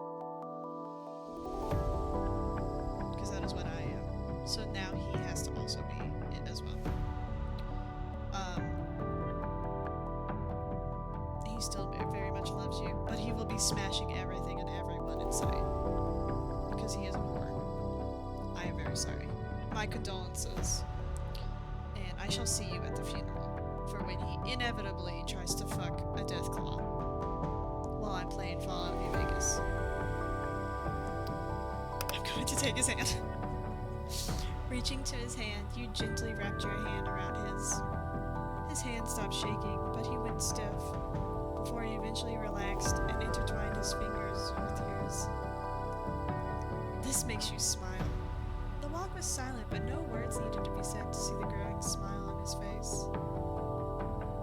You finally reached the front of your classroom door. You peeked inside to the door's window and saw Crow in his usual seat already. You turned your attention back to Soul. Thank you for escorting me to my class, Soul. Oh, it's not a problem. His tiny smile didn't last long on his face, however. His shoulders sunk down. Though I wish you could have come though I wished you could have come with us. Maybe next time, Soul. Maybe we can hang out on a weekend or on a free schedule. Sure. His words contradict his expression as it lacks enthusiasm. Just then, the door to your classroom opened, and there you met eyes with Crow. Crow's eyes lit up once he saw you. There you are, Zombie. Just in time for the next class. Oh? He was about to greet you, but felt Soul's presence beside him. And who might this fella be? A classmate of yours? It reminds me of a lost puppy. A lost, sad, pathetic puppy. Wet puppy. That you just fished out of a lake. Saved from the grasps of death. That is what Soul is to me. I also like my men pathetic, so I'm telling you right now, I am also going to be going after Soul, too. Because Soul is the other love interest, if you couldn't quite tell already. These two are the love interests. You can say that. Crow, this is Soul. He's from my art class. Soul, this is Crow. A pleasure to meet you, Soul. Crow extended his hand out for Soul to shake. Soul just stared at it. A few awkward seconds passed by before he eventually took Crow's hand. Soul, however, wasn't regulating his strength as he gripped Crow's hand with much force.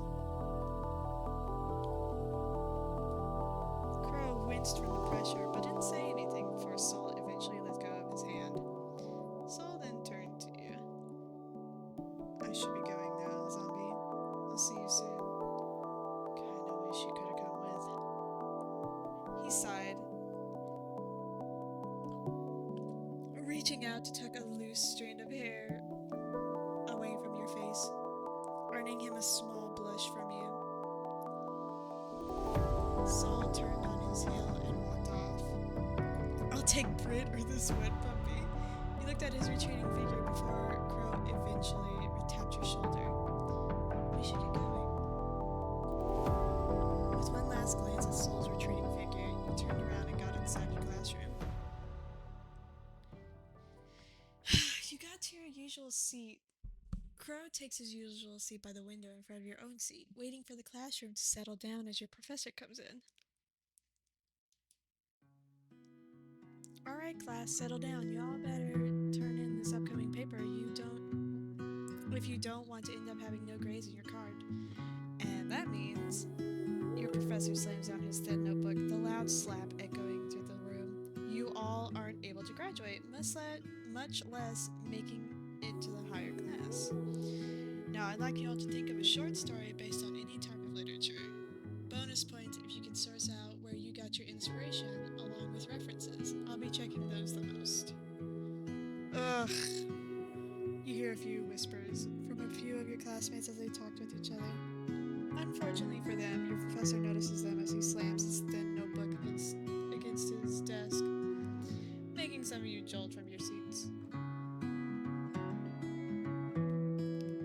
Now, I can allow you all to head to the library to do your research or stay here and brainstorm. I'm going to the library. You may begin. Crow stands up from his seat, gathering his things, then turning to you.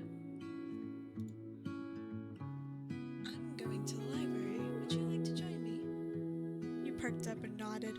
Crow waits for you as you gathered your things before leaving the classroom and to the library. The library, as of the moment, has less students, some doing research like you and Crow, and some just minding their own business. I'll go find us a table. The usual place, please. Of course, he says with a smile as he set his eyes on the table near the large windows, your usual spot and your favorite in this library. While Crow went to your usual table, you, on the other hand, went near the tall bookshelves, checking each spine to see if something might catch your interest. You've been going through spines and spines of books, but nothing ever caught your eye of interest. You eventually gave up and picked up the closest book near you. It was a bit heavy. The biography of Marie Antoinette. Your eyebrows raised in curiosity. Who knew a random book would do the trick? You flipped it open, and you were met with a very well-drawn portrait of a very prestigious-looking woman. Flipping through more of the pages, your eyes landed on a drawn figure of the same woman, but her kneeled before a guillotine.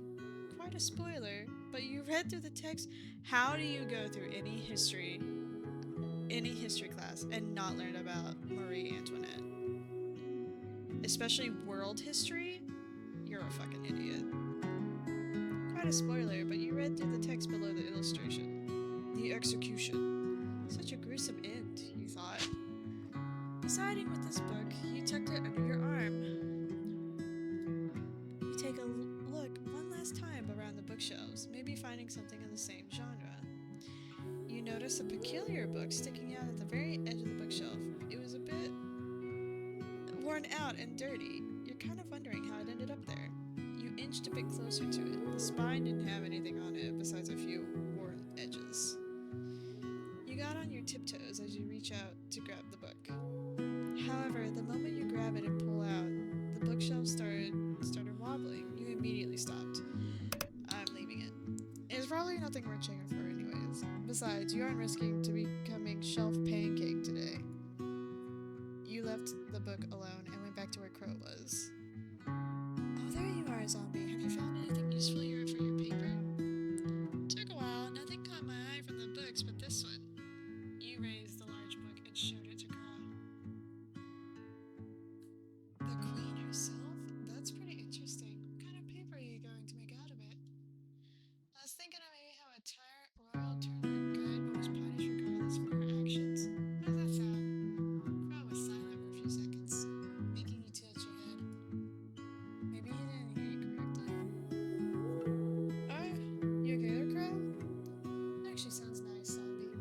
doesn't say really anything important. I don't say anything important. Can I ask what's the inspiration? Oh. Well, I couldn't stop thinking about our conversation back in the greenhouse, so maybe I could base off some things there. Is that so? It's very smart thinking of you, Zombie. Oh my god, the praise. You gotta stop. Why, thank you. Can I get a gold star? You said with a bow, making Crow chuckle at your actions before you both settle down on the chairs from your table. Wait a second. I just noticed.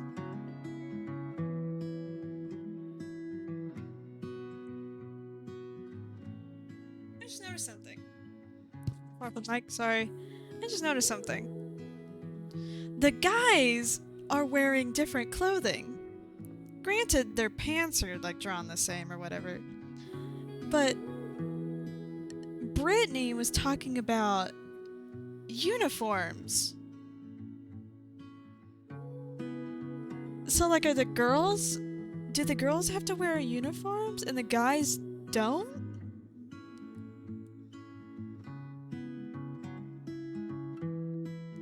Or am I... There's uniforms? Yeah, remember back in the food fight 16 hours ago? She was like, this is my only clean uniform.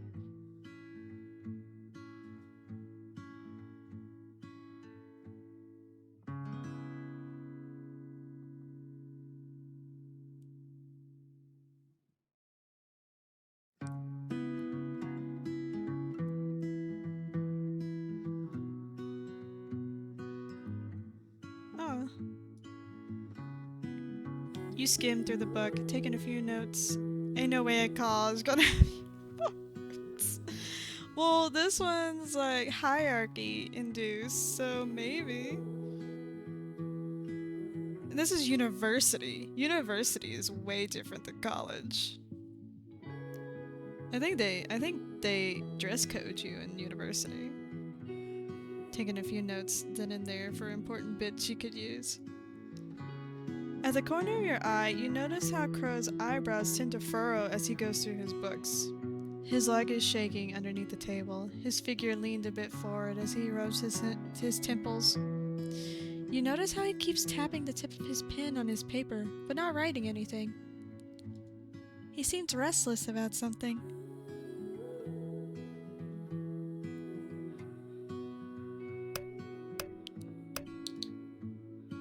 Upon hearing your voice, Crow's legs stop shaking before facing you, forcing his expression to soften, but the sweat drop from his temples says otherwise. He's trying so hard to keep a calm face. Yes, Zombie? Is something the matter? Are you alright? You barely wrote anything and you seem nervous. You did go to a university? Well, American university and like other universities are two totally different things. Is my experience. Like, I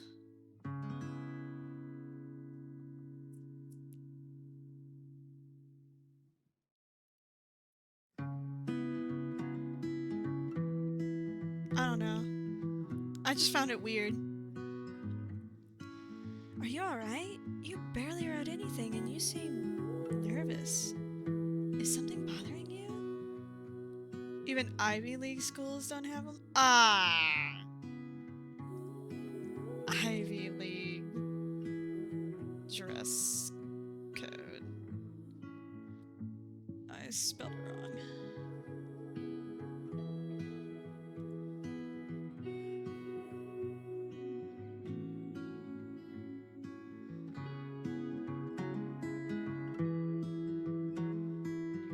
Well, also, people who go to Ivy League schools, they're like shit fuck rich. So, like, they're already gonna play dress up in class. I, unfortunately, whenever I have to go to class, it's right after work, so I have to wear my work clothes to class.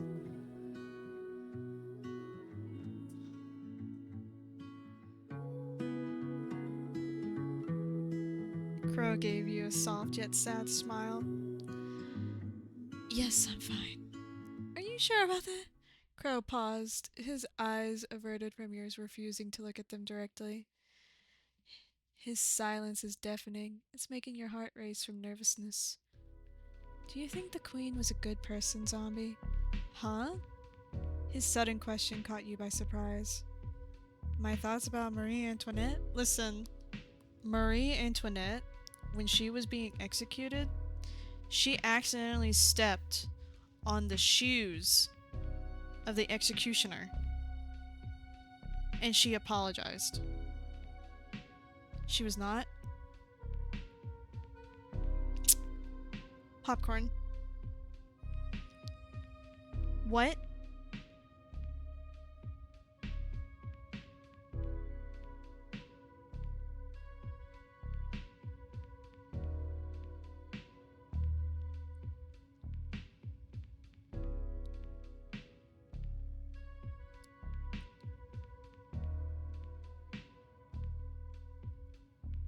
I read a few textbooks and documentaries. Each have different views about her.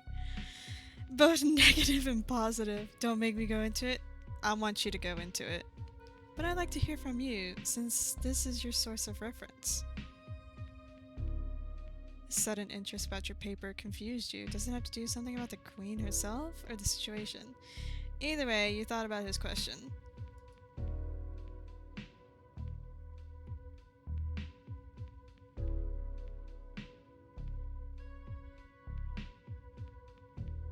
Popcorn, I want you to get into it.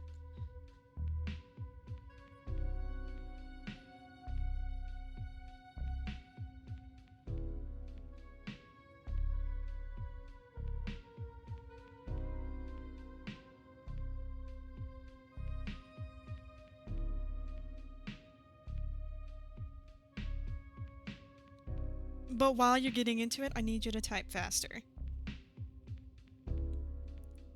College days of debates. Oh,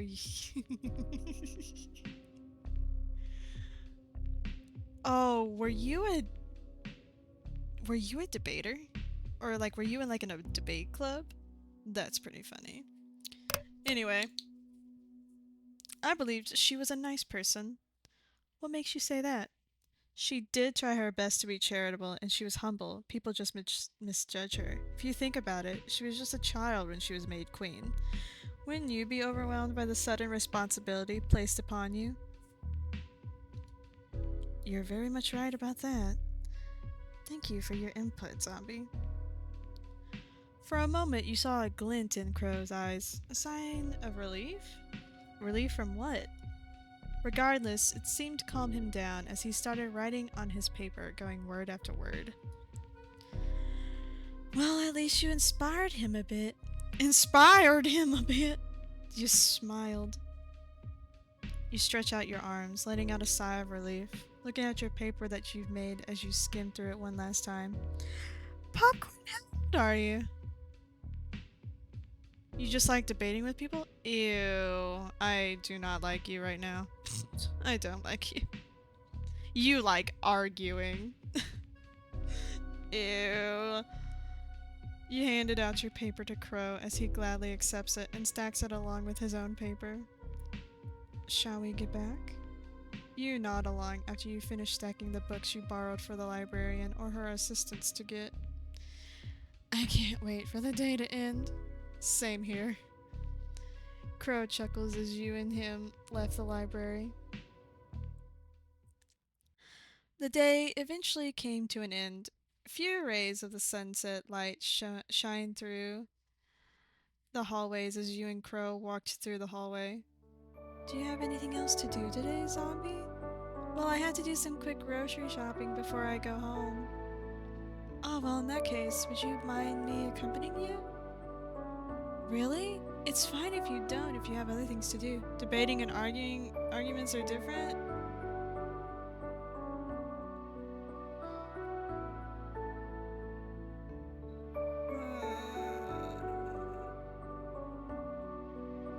Some people, they're one and the same. I'm not one, but I know of a lot of people that do.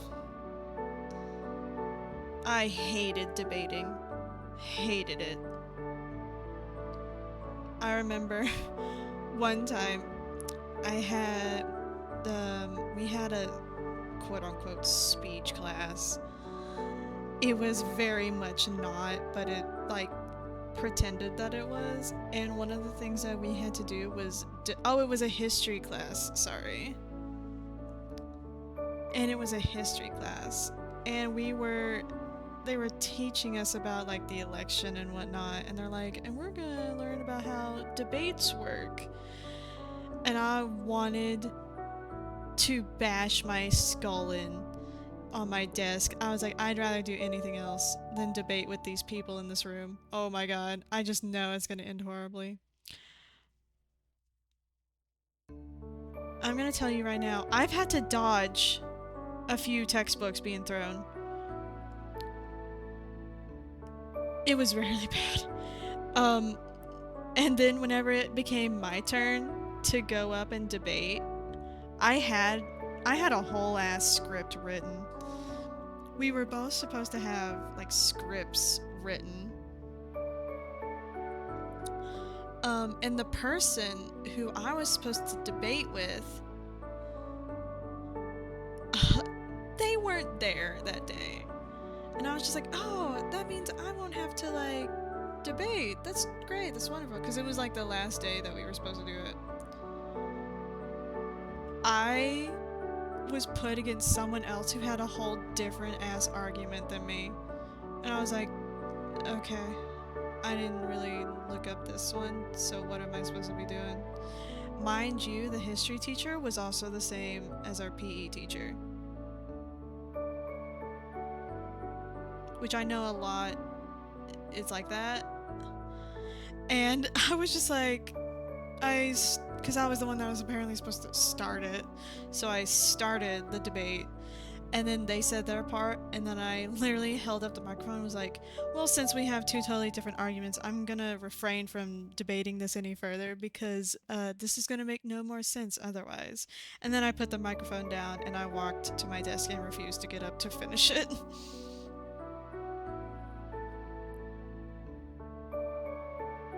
I was just like, I'm not doing this. Based. And I was like, also, I kind of got hit in the leg by a textbook. Can I go to the nurse? It was really bad. Like, look for Brittany and the others? Not really. Besides, Daryl has after class practice. Same with Gio. As for Brittany and Jess, they're catching up on their business proposal. Why people throw in textbooks? It was like the easiest thing for them to throw. It was either that or chairs, and I would rather take a textbook to the leg than a chair, so. But don't you also need to catch up? I can do them tomorrow. I'd like to spend more time with you today, Zombie. I would like to spend more time with you too, Crow. Your voice got caught in your throat. You can feel how your face heated up. Stupid crow, stupid feelings. Did I ask you your age? I did. Alright then. Crow lets out a small cheer. You just giggled as you both went out of the campus. 25? No, you're not. No, you're not. You are not 25. Queenie, I need some fact checking.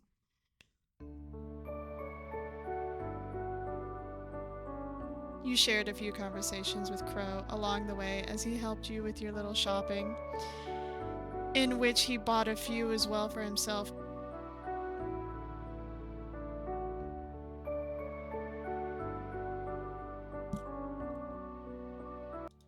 Alright, we're gonna fucking finish this.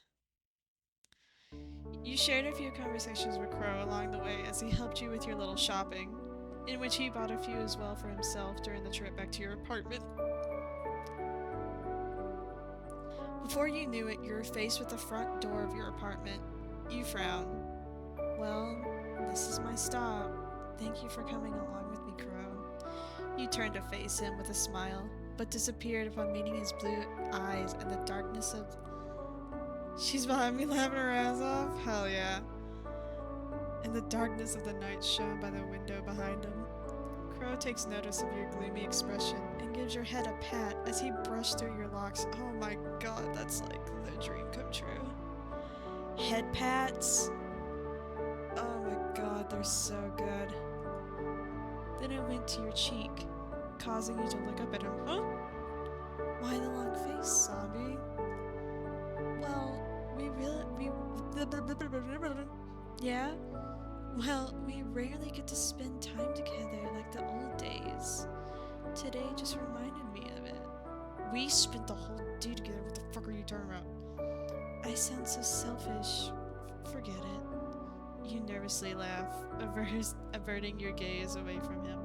Form him! Crow was quiet for a while, seemingly to think hard on your words before another smile broke through his face, his hand on your head coming to rest on your cheek. 36! Fuck. You want a refund on our friendship? That's understandable. I would too. No. I agree. I'd love to spend an entire day with you. Even a month if you'd like. How about years and the rest of our lives?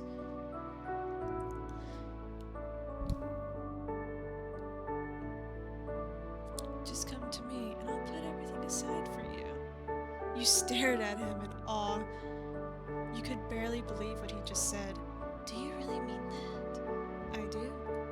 We can start by letting me walk you home after classes with you if you like. Don't hesitate to ask me, okay? You want a refund on your voice? I'm so sorry. I'll see you tomorrow, zombie. Good night. It's weird to say my own name. I just want you guys to know that.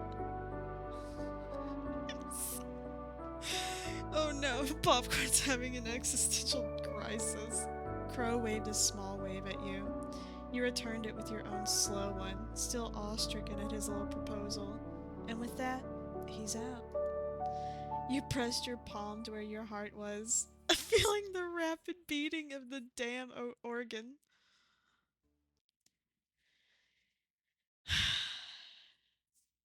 Okay, so I'm only doing this because this is where, well, I don't know actually. You entered your apartment, the lights dim as you groaned, searching for the light switch. Much better. You nod in approval before heading. Ow! That high pitched sound really hurt my ears. Oh, yeah, we're gonna have to not do that. You nod in approval before heading to your kitchen. You sound sick. Okay, Queenie. Yeah, he sounds like a dreamboat. Especially whenever he sounds like he's in pain whenever he dies in League of Legends. Nope.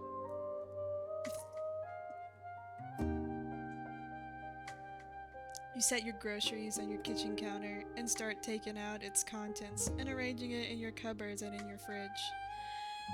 Lifting your school bag back up, you went on to your room. You placed your school bag near your desk as you take your seat, skimming through the notes you've taken for the day as you wrote down needed notes. I don't think I'm doing school correctly because the notes that I take in class are the only notes I take. Is that bad? I don't take extra notes. What is on that presentation slide is what's going in my notebook. Nothing else. You clicked your tongue as you tapped your blank notebook with the tip of your pen, going on with your silent staring contest with the blank paper before you. You let out a groan. Depends on the subject. Biochemistry? Deciding to do work later, you closed your notebook and stood up. I later withdrew from that class. You turned to your window, noticing it being slightly ajar. That's weird. I thought I closed this. You went near it to close it shut, but was met with a now broken lock. You cursed. I thought I already replaced this 2 days ago.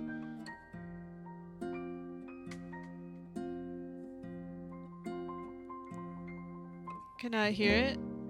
Biochemistry?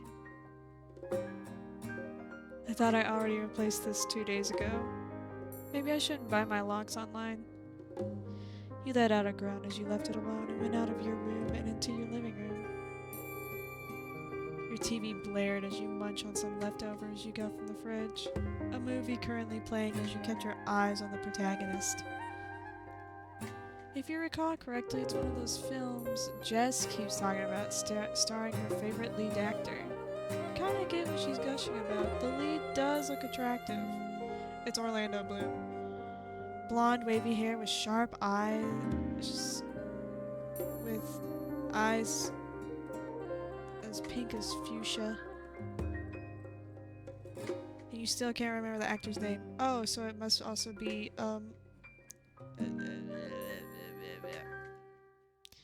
You took out your phone as you start to search up the name of the actor when it suddenly changed, and instead of the blonde actor on the screen, a report comes instead with a banner below. Another missing persons case? The police are going through under investigation as of this moment for these missing people. So far, they don't have any leads, and they are doing their best to search for them.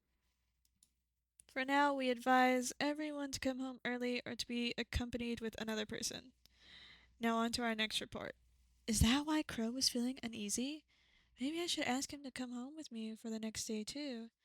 But the thing is, Crow lives the opposite direction from where your apartment is. Do you think he'd go through lengths to protect you?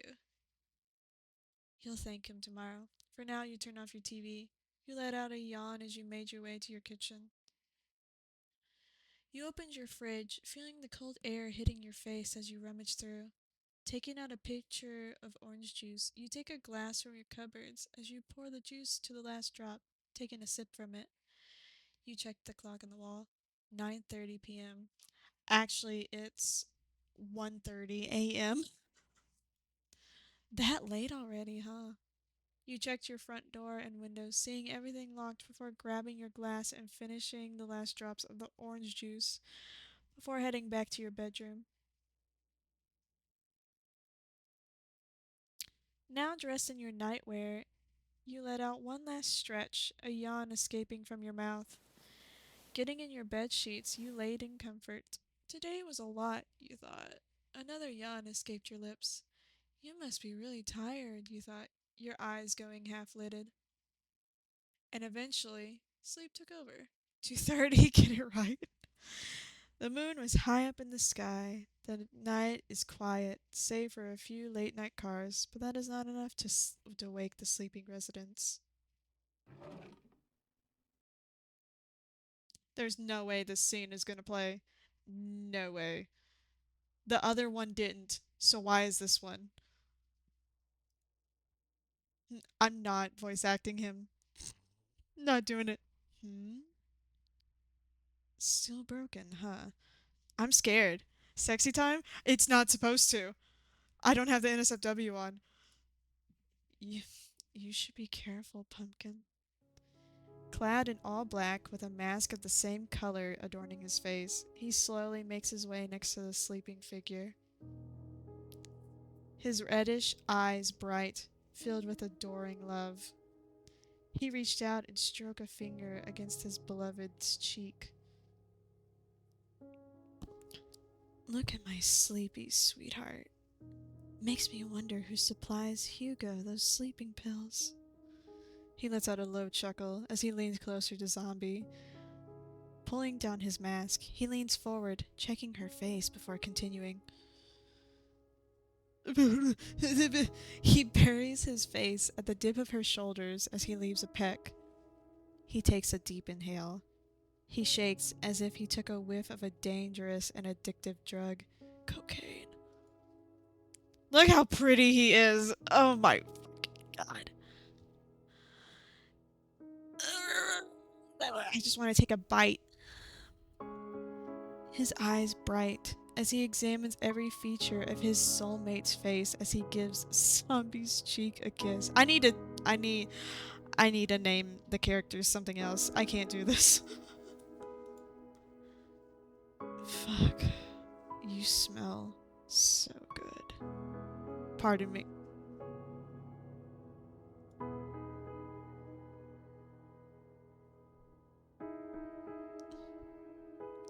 He... Hold on. Base game. It is there. Oh no. He lifted her arm and watched as it flops down on. You need an adult. Deep in sleep, like Sleeping Beauty. He nibbles her neck. By the way, this is the scene that I was talking about earlier whenever I was uh selecting the pronouns. If you select they, them, theirs, where the her is, it says he nibbles them neck. And I can't do that. It's so fucking funny. Like all of these, there's no there, it's only them, and it's so fucking funny. He nibbles her neck, earning him a soft whimper from the sleeping individual. Mm. He just chuckled. Quite ticklish, aren't you? And he kept going. He kissed and lapped on the same spot to the point a mark started to form. I miss you. I miss you. I miss you. I was hoping I would spend the entire day with you. He then lets out a growl. I can't growl. Don't try it. Don't think I won't. I don't know. Instead, you went with that slug. He lets out a breath as he relaxes his grip. But not to worry. I'll make up for our lost time. When you're awake, of course. Tucking a loose strand away from Zombie's face, he gives her a kiss on the forehead before landing another one on the corner of her lips. A shiver ran down his spine at the contact. And as much as he would like to stay a bit longer, his time is due. He backs away as he covered his face once again with his face mask. He walked towards the ajar window, turning back one last time. Sorry about your window, Pumpkin. I'll make it up to you someday. He carefully opens the window again, and with that, he's gone.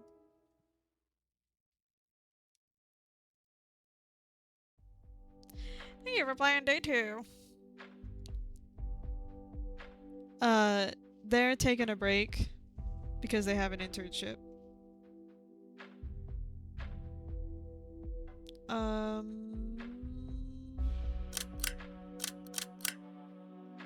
So we're loading. And we're doing this one. So I never did the skip class one. So we're gonna skip class and we're gonna hang out with Soul. You know what? Why not? I did say I'd like to get to know you better, new friend. You give Soul a playful nudge on his shoulder. He smiled as he rubbed the area where you nudged him. Alright, Soul, lead the way. Without wasting any more time, Soul leads the way, going through the backside of the school near the gardens. We're back here. The edges, of course, were barricaded by a tall iron fence. Soul finds a bush and pushes it aside, revealing a gaping hole. I want you to be in my gaping... Oh. I just got murdered. Alright, going back to my existential crisis. I'm sorry, Popcorn. I should have never asked. Well, that's quite convenient. Did you make this hole, Soul? He did. I did. Hugo went ahead first through the hole. Soul waits for you first before following right after. The three of you went past a few bushes and shrubs, the leaves falling as you passed by them, the red and orange leaves scattering around and some making its way to your uniform before you all eventually made it out and met with pavement. So, where do we go? Hugo thought for a moment, looking around before pulling out his phone. Suddenly, he lets out a gasp. Scrolling through his phone faster before gripping on Soul's shoulder, earning him a hiss from the taller male. Sherlock Holmes is out. Oh wow, Sherlock Holmes is out. My ears. Oh yeah, it's that detective movie I keep seeing on the television. That's not the issue. What's going in my head is what the fuck do I sound like to people? I don't know. Well, they probably look at you, so they probably think differently. I thought that won't come out till next week. Did I see the date wrong? With that, Hugo started sprinting, leaving you and Soul behind. For the love of... Soul placed his hands on his hips before walking to where Hugo ran off to, as you followed. Hugo kept tapping away on his phone. His shoulders went slump. Guess he did get the date wrong. Shoving his phone back in his pocket, he turned to you and Soul. He clasped his hands together and pulled the biggest puppy eyes you have ever seen. We have got to watch it. Look at him, he's so cute. Can we, Zombie? Can we, Sonny? Hugo begged. You can go ahead and watch the movie. I'm going to roam the arcade while you're at it. Hugo pouted. His eyes went half-lidded and the sparkle in his eyes was gone. But it's more fun if you're around. I know you like those crime videos you watch from time to time, so please. Soul, however, basing off his expression, isn't in the mood. Hugo gives up and turns to you. How about you, Zombie? Would you like to watch the movie with me? The ticket and food's on me, of course. If I could, yeah. Oh, is there two options?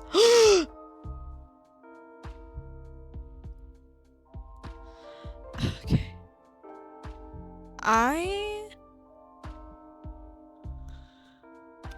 Oh, if we watch the movie, there can be sexy time in the chairs during the movie with Soul, because I know Soul will automatically want to watch the movie if I watch the movie. We're gonna do this one first. Hugo gives you a bright smile. Heck yeah, I knew you were a trooper, Zombie. Come, let's go grab some tickets and snacks. Do you want popcorn? No, I don't want popcorn. I'm good. Or something else? I'll take Milk Duds, if you don't mind.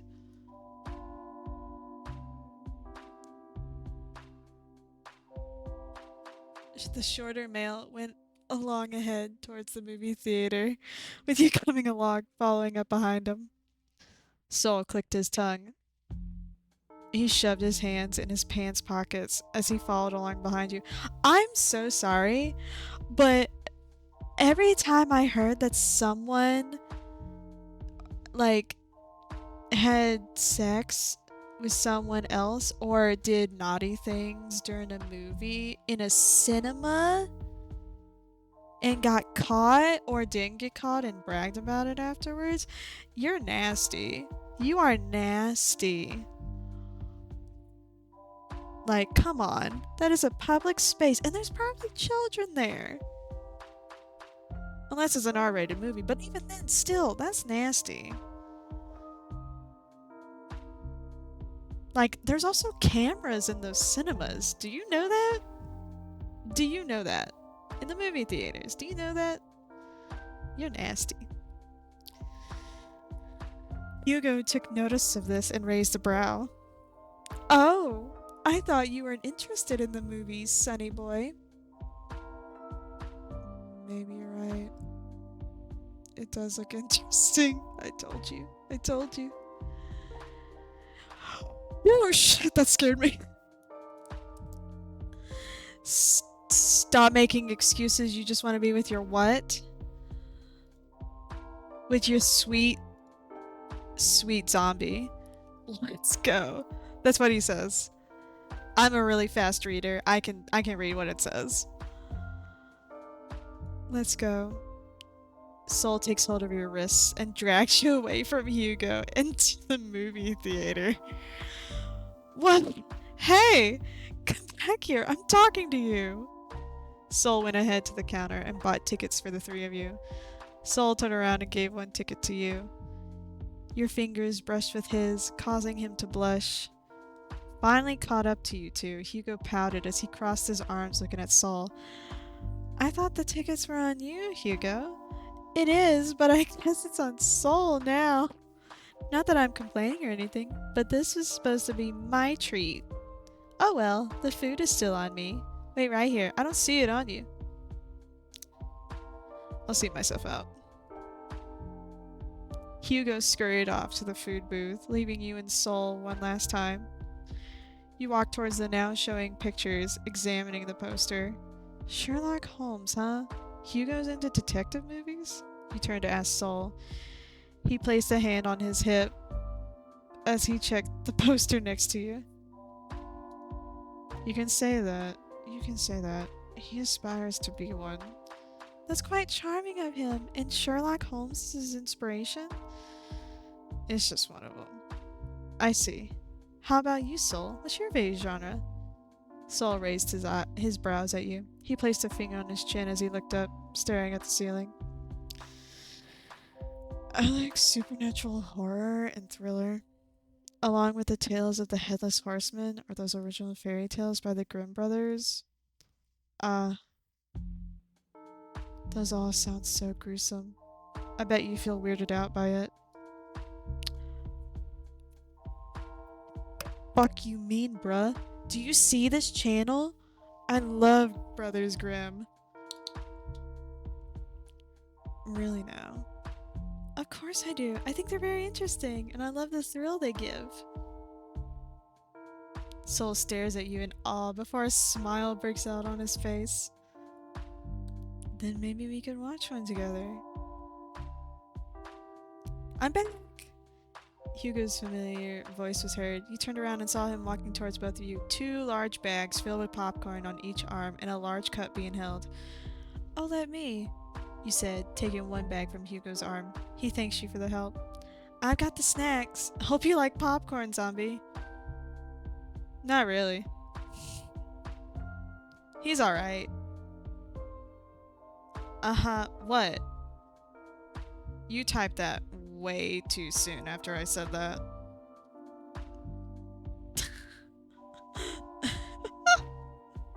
I'm not gonna lie. Movie theater popcorn is some of the best fucking popcorn. If they made it to where it also had white cheddar powder on it, I would never eat anything else ever again. It is so good. While also making it kettle. Oh, that's so good.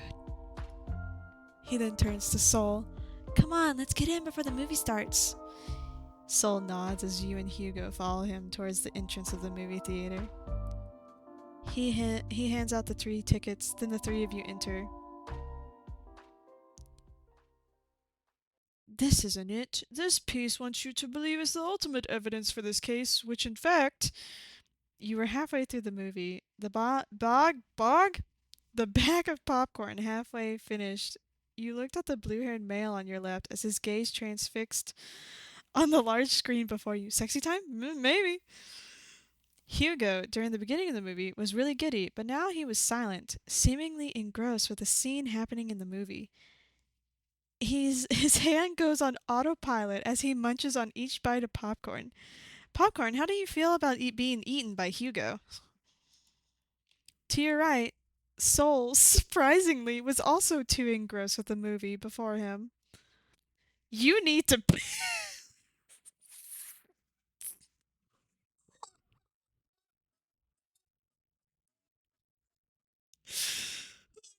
You've been holding it for a while since you don't want to miss out the important scenes, but Mother Nature is knocking so hard on your door.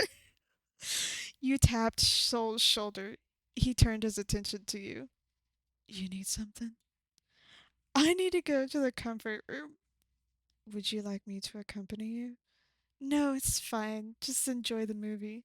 Sully gave you a nod, and you took it as a signal to stand up from your seat, ducking down, making sure not to block the screen for the viewers at the back. And you sped walk towards the movie theater's comfort room. I didn't know it was called that. You're fine with this? Jeez, it was already getting interesting too. I'll probably just ask Hugo what happened when I'm gone. Well, time to head back. Whoa. The forceful opening of the door startled you. A few grunts were heard and the shuffling of feet as if they were in a struggle. You went quiet. You better speed the fuck up or else. I don't know what you're talking about. How many times did I have to tell you? Bullshit. Ugh. I don't know what that sound was. Your eyes widened as your breathing stopped. You quietly but quickly went to the nearest toilet stall. What is going on? A fight? In the cinema, out of all places? Whatever is going by the door is clearly something you don't want to get involved with. 10 out of 10 acting. Thank you. Just tell us who the traitor that you're in cahoots with, and I'll let you on. Again, I have no idea what you're talking about. Guess I have no choice. Oh my fucking god! Someone got shot! Uh, I'm scared. Uh, you hear the sound of the light bulb being popped, along with a portion of the comfort room's light going dim. Only half of the room is now lit up. Please! I don't know, I swear! I'm giving you one last chance, buddy. A little shuffling was heard. The rough voice seems to whisper something that you cannot hear. Then you hear breathing as it gets shorter and heavier. He is here. I swear, just look around. You're bound to find him here. Please don't kill me. Maybe the... Oh, fuck. Maybe the god's too merciful. No. Oh. Your nose caught something. It stings as it fills the air, the edges of your eyes watering. You then felt something wet hitting the tip of your shoes. You looked down and your eyes widened. Blood. Oh fuck. Oh fuck. Oh fuck. Oh fuck. Oh fuck. Someone just got killed. I don't see a lock on this door. And the body is right in front of your stall. Is someone else here? Shh. There's no fucking way you heard me. Shit. Did he hear me? Well, well, well. Seems like we have a lost lamb on our shoulders. Then you hear the stall 1 block away from you was roughly opened. Not here. Not here, huh? Come on, little ham. Come on, little lamb. Don't try to hide. Shit, I need to do something. You quickly looked around, trying for a way to escape, but there is nothing but a small rectangular window just above the toilet. You can try to pry it open and call out for help. I feel like getting closer to you. No, you don't. No, you do not. He's about to open my stall. What should I do? Do not tell me it's timed. It's timed! Oh no, no, no, no, no, no, no, no. I can't do timed. I can't do timed in a visual novel. I almost saved over that one. That would have been awful.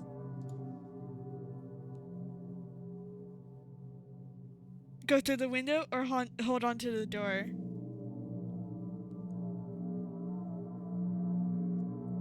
I feel like this guy who just killed this other dude is like super strong.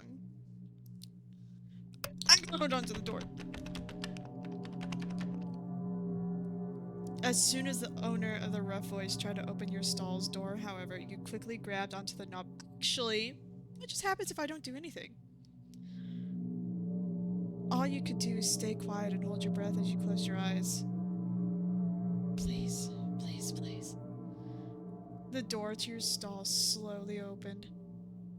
You can feel the intimidating presence of the man. I don't want to die. There you are.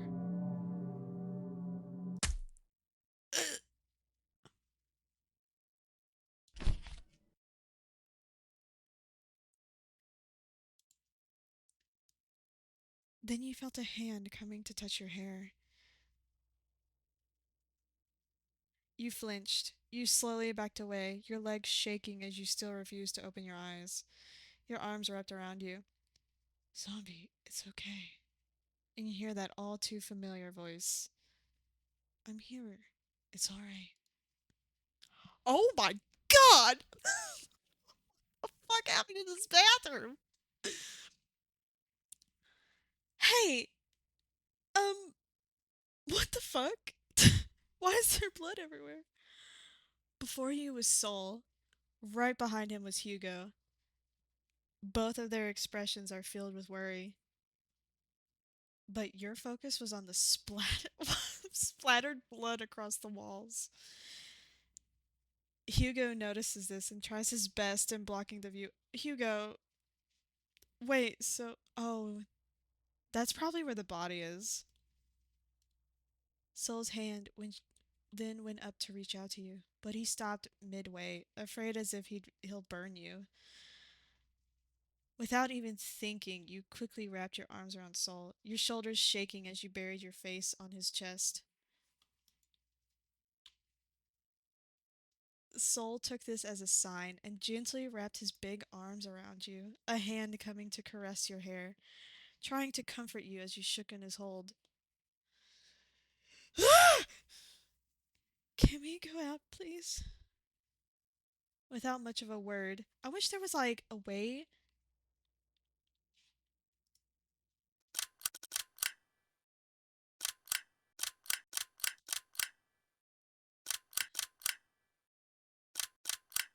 No! Fucking moron. I wish there was like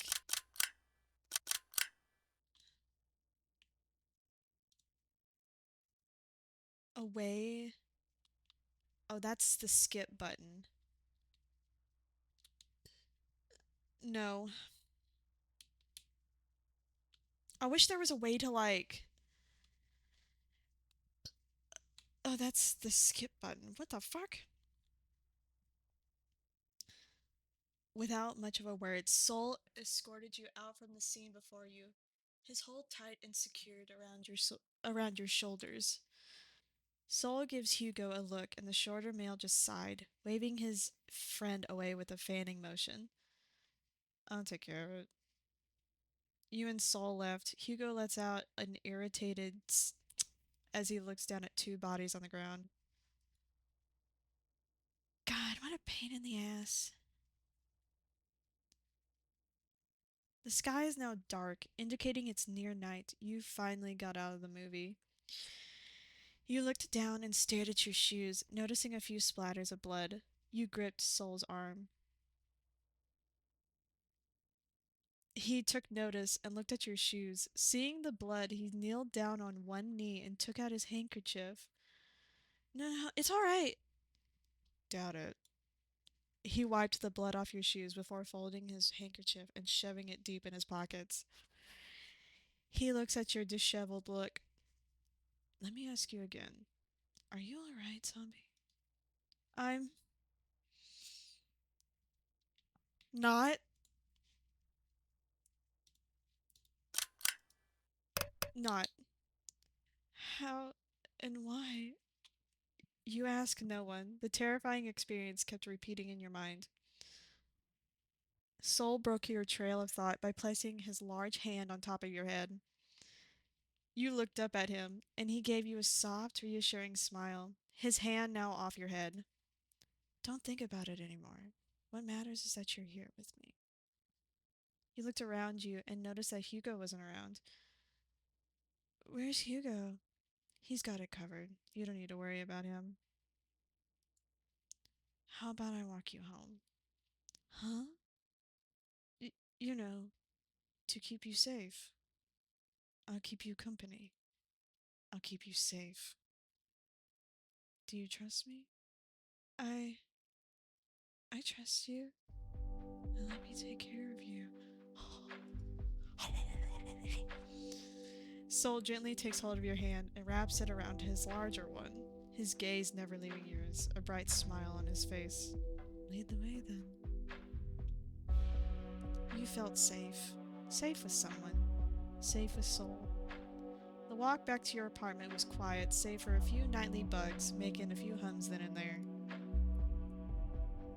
Soul's hand is still wrapped around yours. He's warm. All plan, he's the true imposter.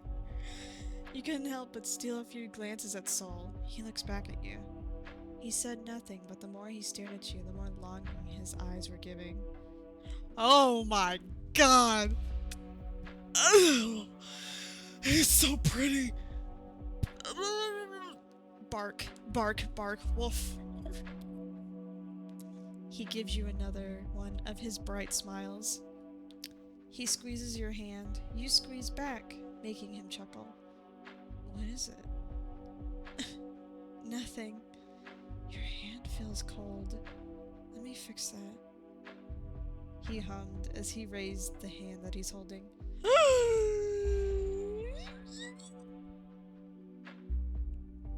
How do I make it to where I could see, like... Oh shit. Go away. Oh my god. Oh my god. Oh my god.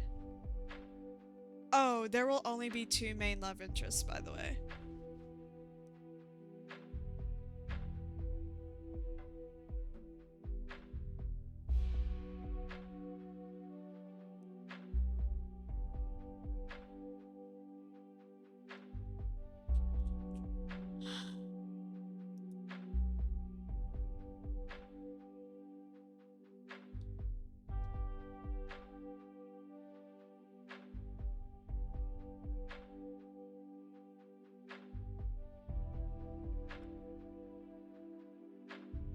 Oh, there's a gallery, I guess. 60 times after a murder? Let's go. What? There. Now it feels warmer. You know who would be a perfect voice actor for this man? Oh god, I haven't watched them in forever. Fuck.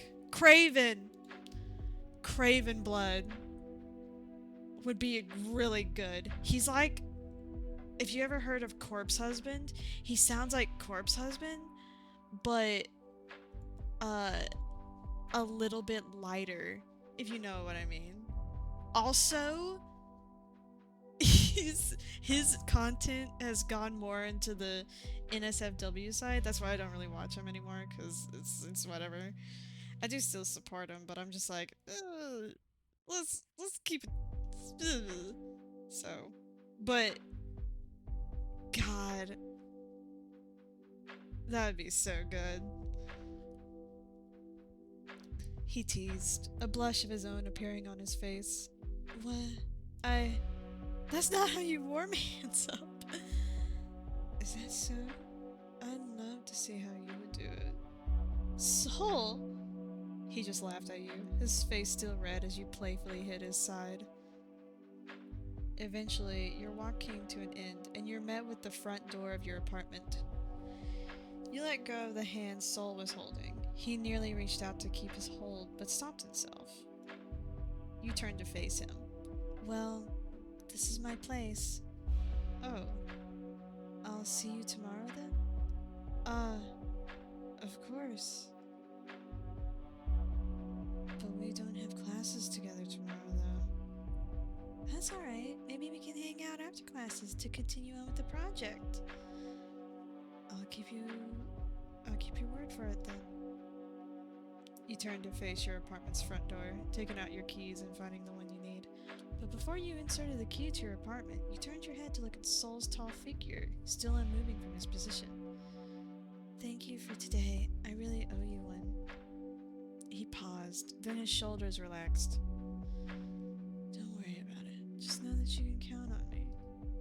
Unlocking your front door, you fully turned around to give Soul one last wave with a smile on your face. He returned with his own smile before walking off towards the exit.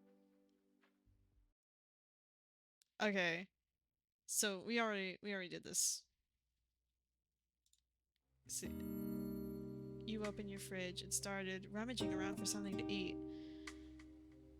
Okay, so we haven't gotten this yet. You sigh as nothing good besides the leftovers from yesterday's dinner. You just shrugged, deciding to heat this one up after you set your things down. You don't really feel like cooking or ordering yet. You sighed as you closed the door to your fridge as you made your way to your room. Where's the sexy time? I told you the NSFW one I can't play on stream.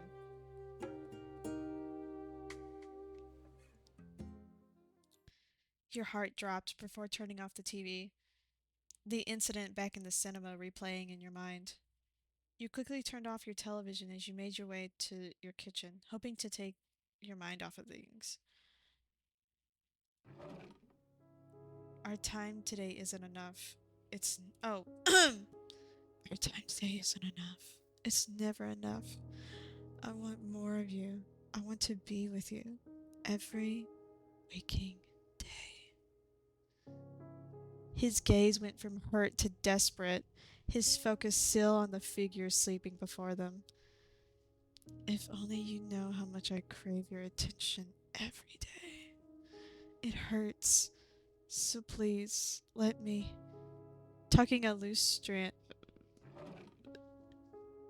You really caused me some trouble today. Fucker! So it is you! Fucking traitor! What? My gun? Hugo got that strap on him. Oh!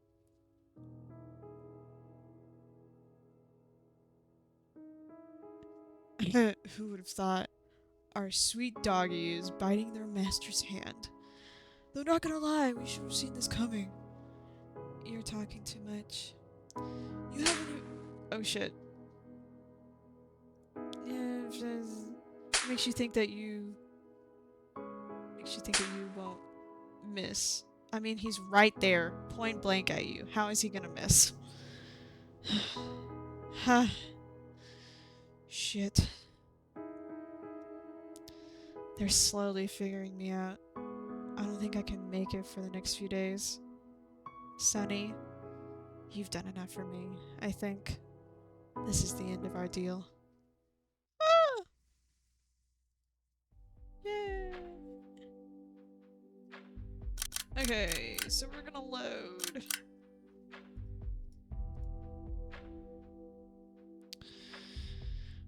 I'll load this one. I'm gonna go to the arcade.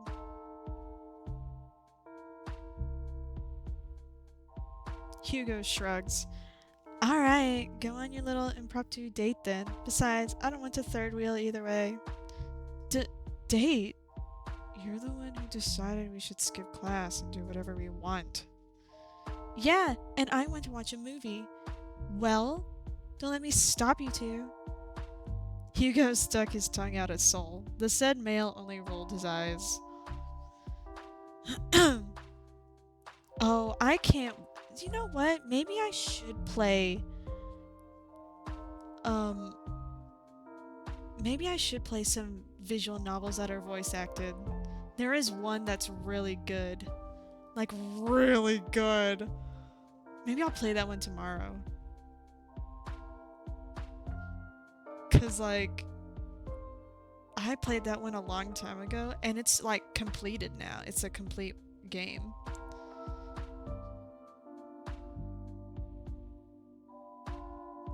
You want the sexy time? Oh my god. Well, I'll be heading in now. I'll just give you guys a call on where to meet. Sure. You and Hugo parted ways. He gave you both a wave before heading in a different direction. Soul turns to you. Should we get going, Zombie? Of course. The flashing neon lights of the arcade's exterior lights your way, the sound of each arcade machine reaching your ears. I've never been here before. Is this place new? Not really. It's just hidden within the city. I I see. Do you get out a lot, Soul? You seem to know places. I know places because I get my ass dragged by Hugo. Is that so? You laughed. Soul just shrugged as he shook his head. He takes out a few coins from his pocket before handing it to you. They were tokens. So, which one are you going for first? Wow, you came in prepared. As always. Come on. Soul holds out his hand and you accepted it. He held it tight with a light squeeze as you and him roam around the arcade. Here, popcorn. I'm gonna shout out the dude that I think would be perfect. Oh. I think that's his name. I think that's how you spell it. No, is that not how you say it? Fuck. Craven. Oh, he spells it like that? Ew! What an e-boy. Ugh. Whatever.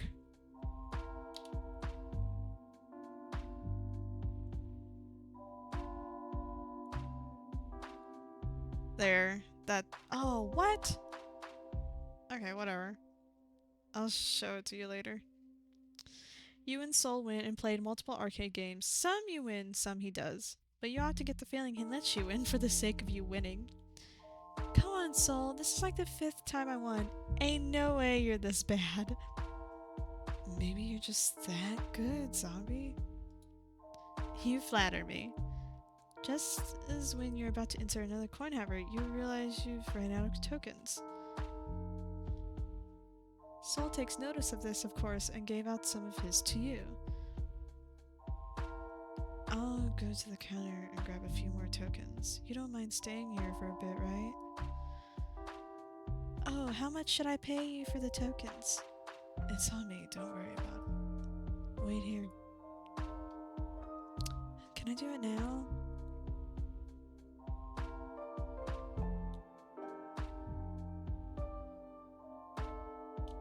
Just kiss already? I fucking wish.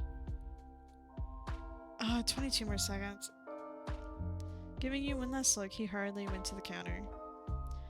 You looked around the area. The dinging sounds from various machines fill the arcade. From the corner of your eye, you spot a claw machine. Maybe playing a few games wouldn't hurt. Going to the claw machine, you check the contents inside. A cat plushie, a Shiba Inu plushie, and a horse plushie. They all look so cute. Which one should I try to win? Let me think.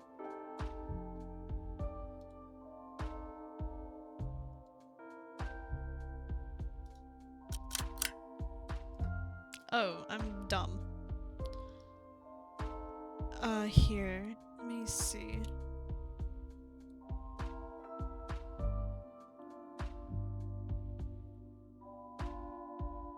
There, that dude. Go and listen to his voice. And tell me it wouldn't be good. That dude also did a maid outfit for his Patreon. I don't have it, I'm not subscribed to it, but he released it afterwards.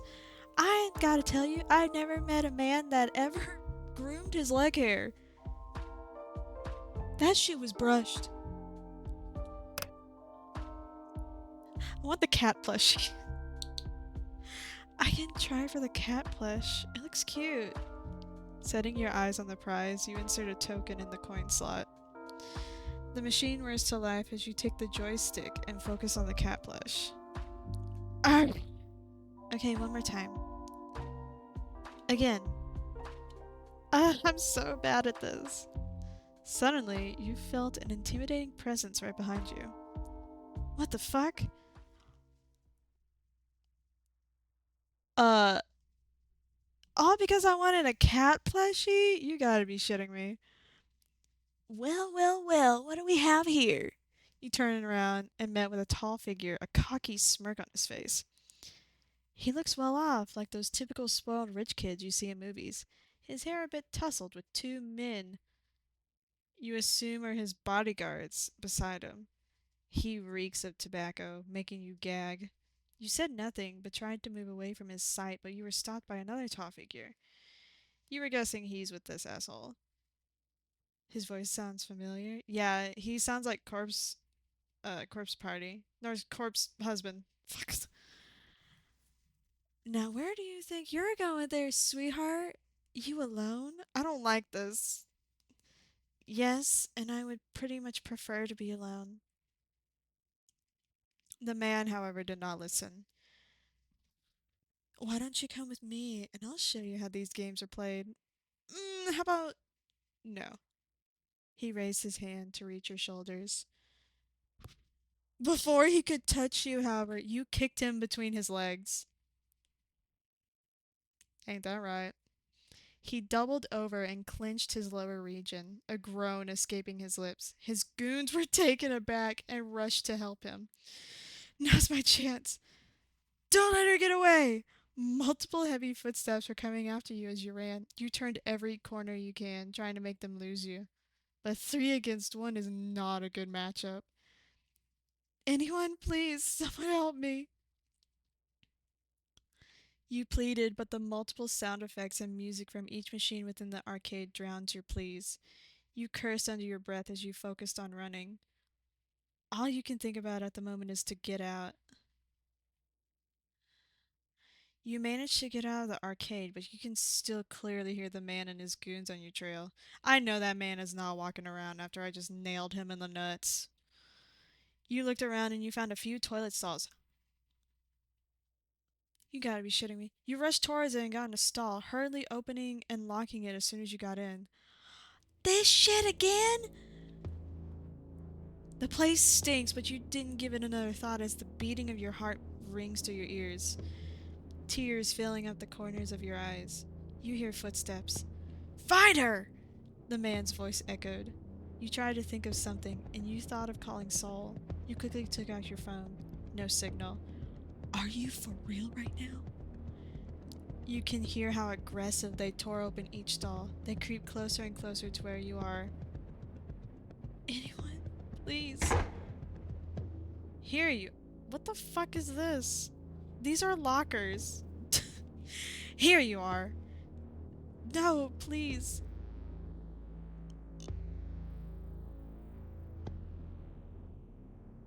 I don't like this. I don't like where this is going. You've been a very bad girl, but don't worry. You can make it up to me by doing me a favor. Fuck you and your favors. I've been kind to you, but it seems you want to do it the hard way. He forcibly grabbed the edge of your uniform. See? Uniform! Popcorn? Your eyes went wide as your fingers went cold. You quickly grab hold of his wrist as you try to push him away. He's too strong. Uh-oh. Uh-oh. He forcefully lifts up your uniform, revealing your stomach to him.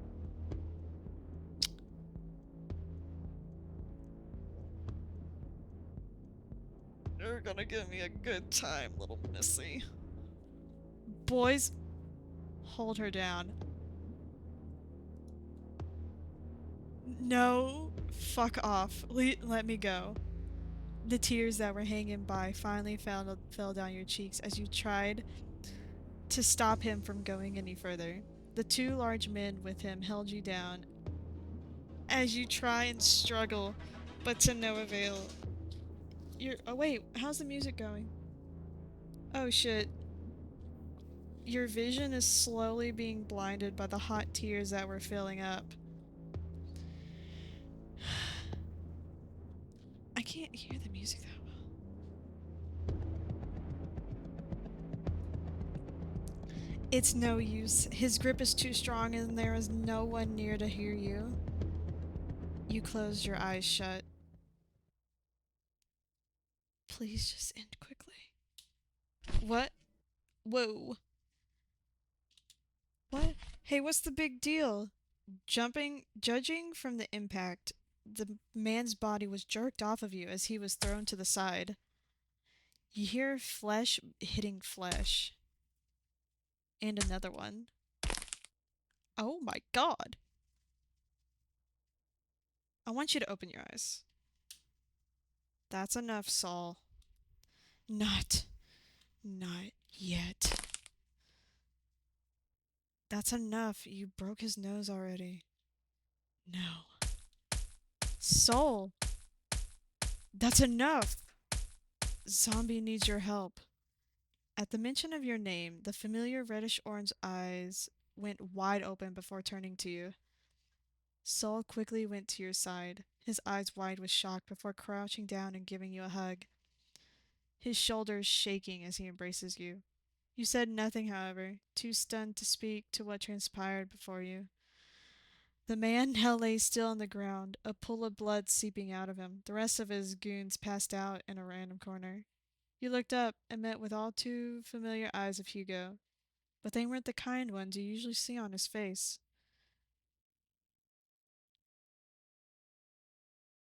Hugo's eye twitched as he sighed, trying to hide his visible irritation, but failing. He looks around at the mess Soul made before turning to check up on you.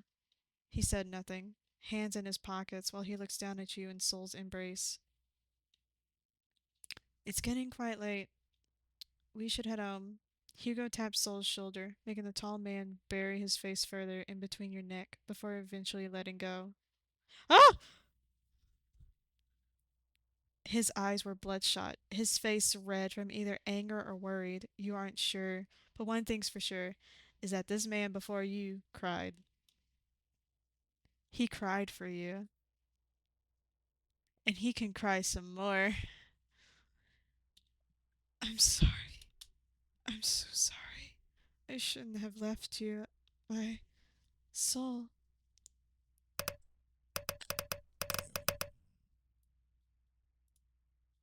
There we go. These two right next to each other.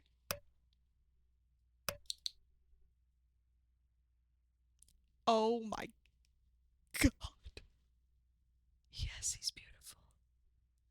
You reach out to cup his cheek. He flinches at the touch. Tears that he was trying to hold back is now flowing freely down his cheeks. He eventually relaxed as he closed his eyes and leaned on into your hand as he held it. I don't know what I'll do if... It's okay. It's alright. Here.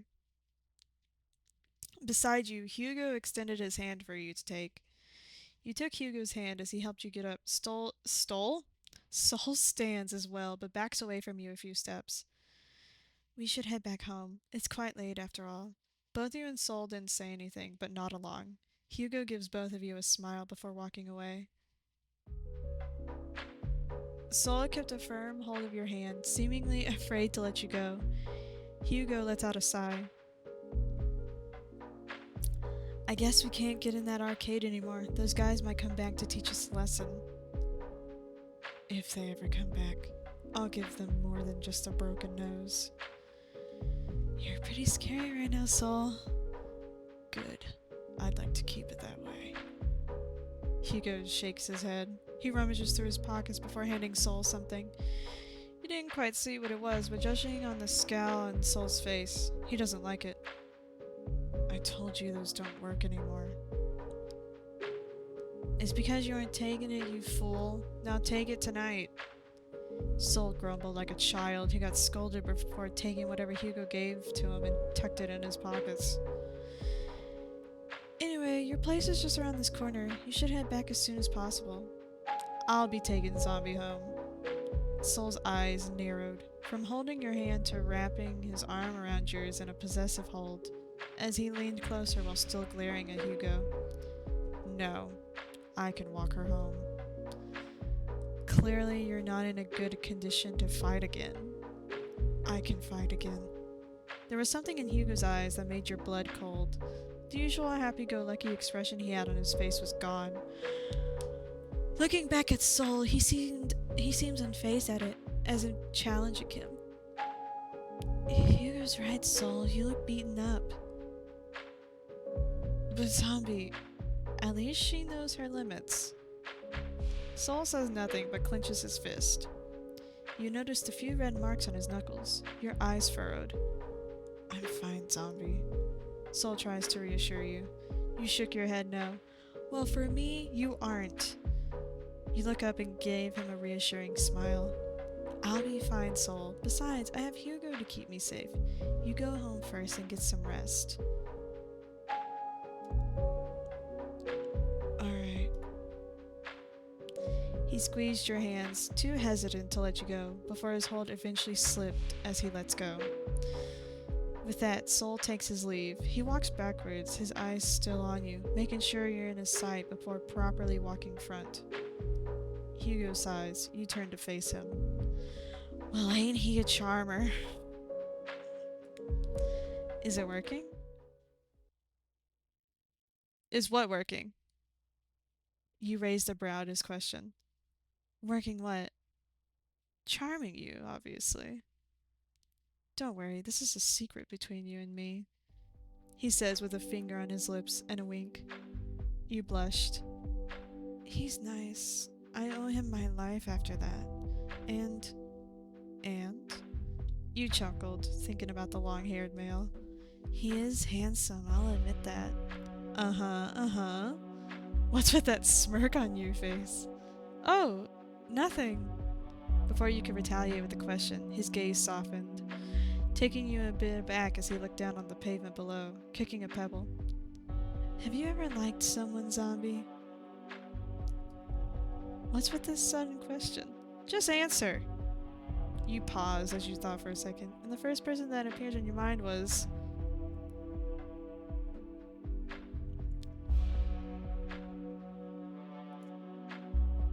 Okay, not gonna lie. While Crow is very attractive and very sweet and very nice, Soul is way more my type.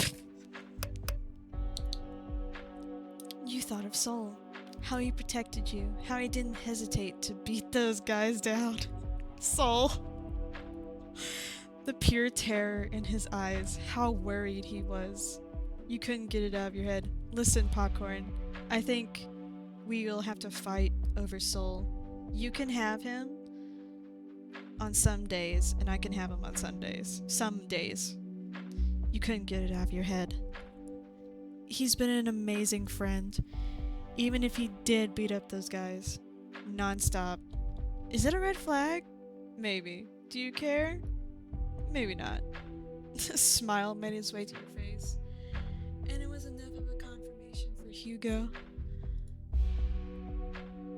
Eventually, you arrived at the door of your apartment. You thanked Hugo for accompanying you. He gives you a smile, rubbing the back of his head. I'll see you tomorrow, zombie. Sorry the day didn't go well. It's okay, Hugo, but we're going to have a proper plan next time. Of course.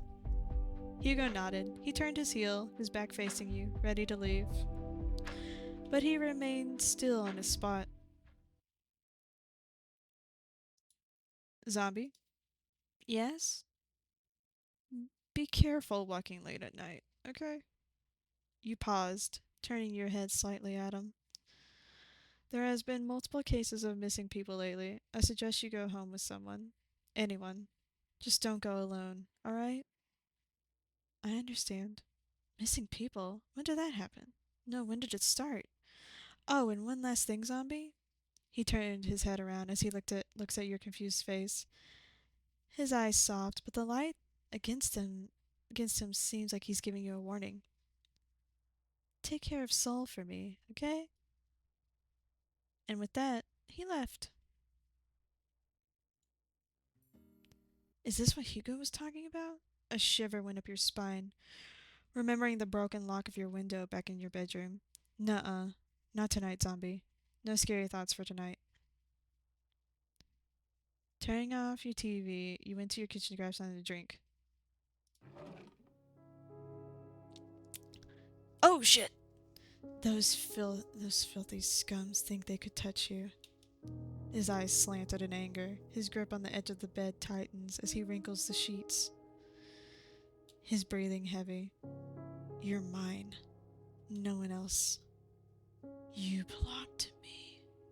If I ever see those bastards again, I'll kill them. Tucking a loose strand away from Zombie's face, Ta-da!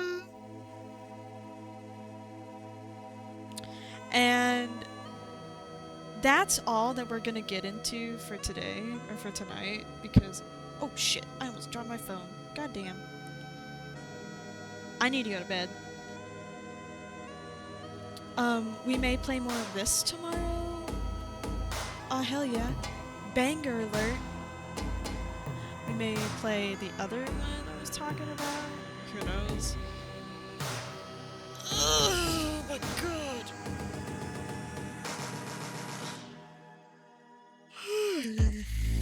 But it will be done. It'll be done. Okay?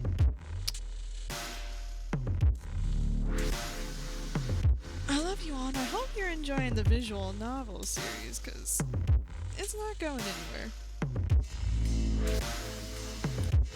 Bye-bye!